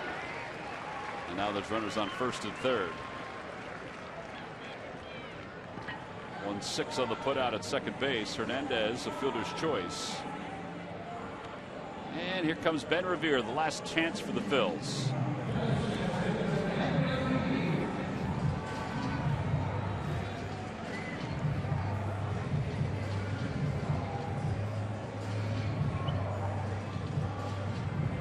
So Ben walked his last time up. He's 1 for 3. See what he's done lifetime against Axford. 0 for 6.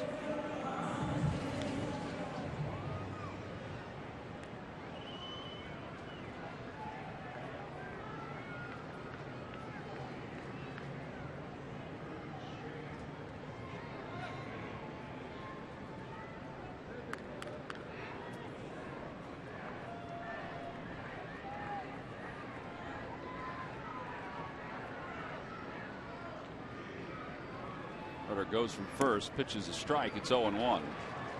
So Hernandez at the second base, defensive indifference.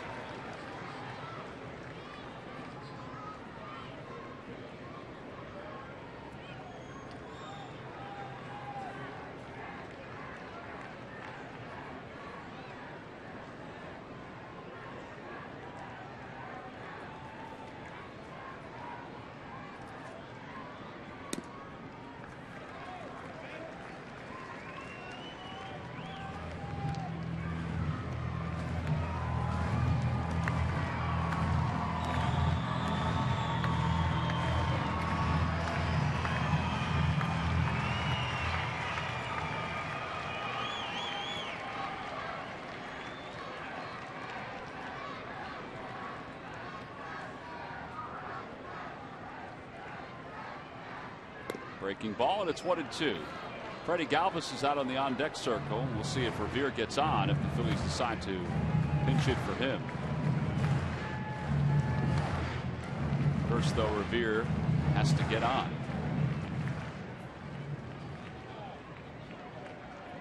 Any way you can.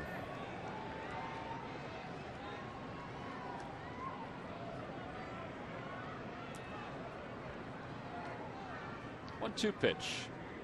Ben holds off 2-2. It's a good take right there. The game on the line. That nose to toes curveball. Wow. Very good take.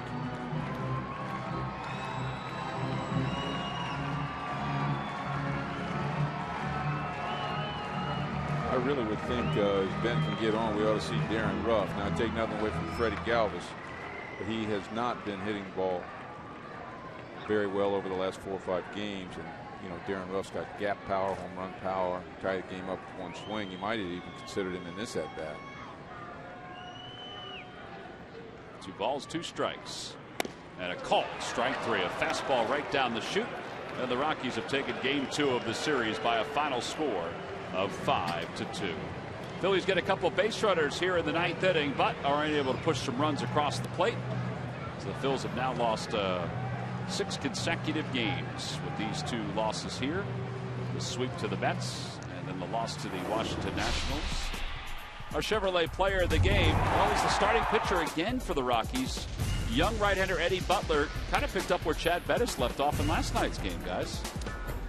He was good. Was able to throw that breaking ball and his changeup behind in the count, which we saw Bettis do last night. Tight little slider, just really everything was on the ground for the Phillies today. Was able to get a couple strikeouts, but you know, overall 6 innings pitched, 3 strikeouts, 4 hits, just the 1 walk and just the 1 run. So the Rockies have had themselves a good road trip so far. They're now 6-1 in the last 7 games. They win at 5-2. We'll be back to Philadelphia to wrap it up right after this.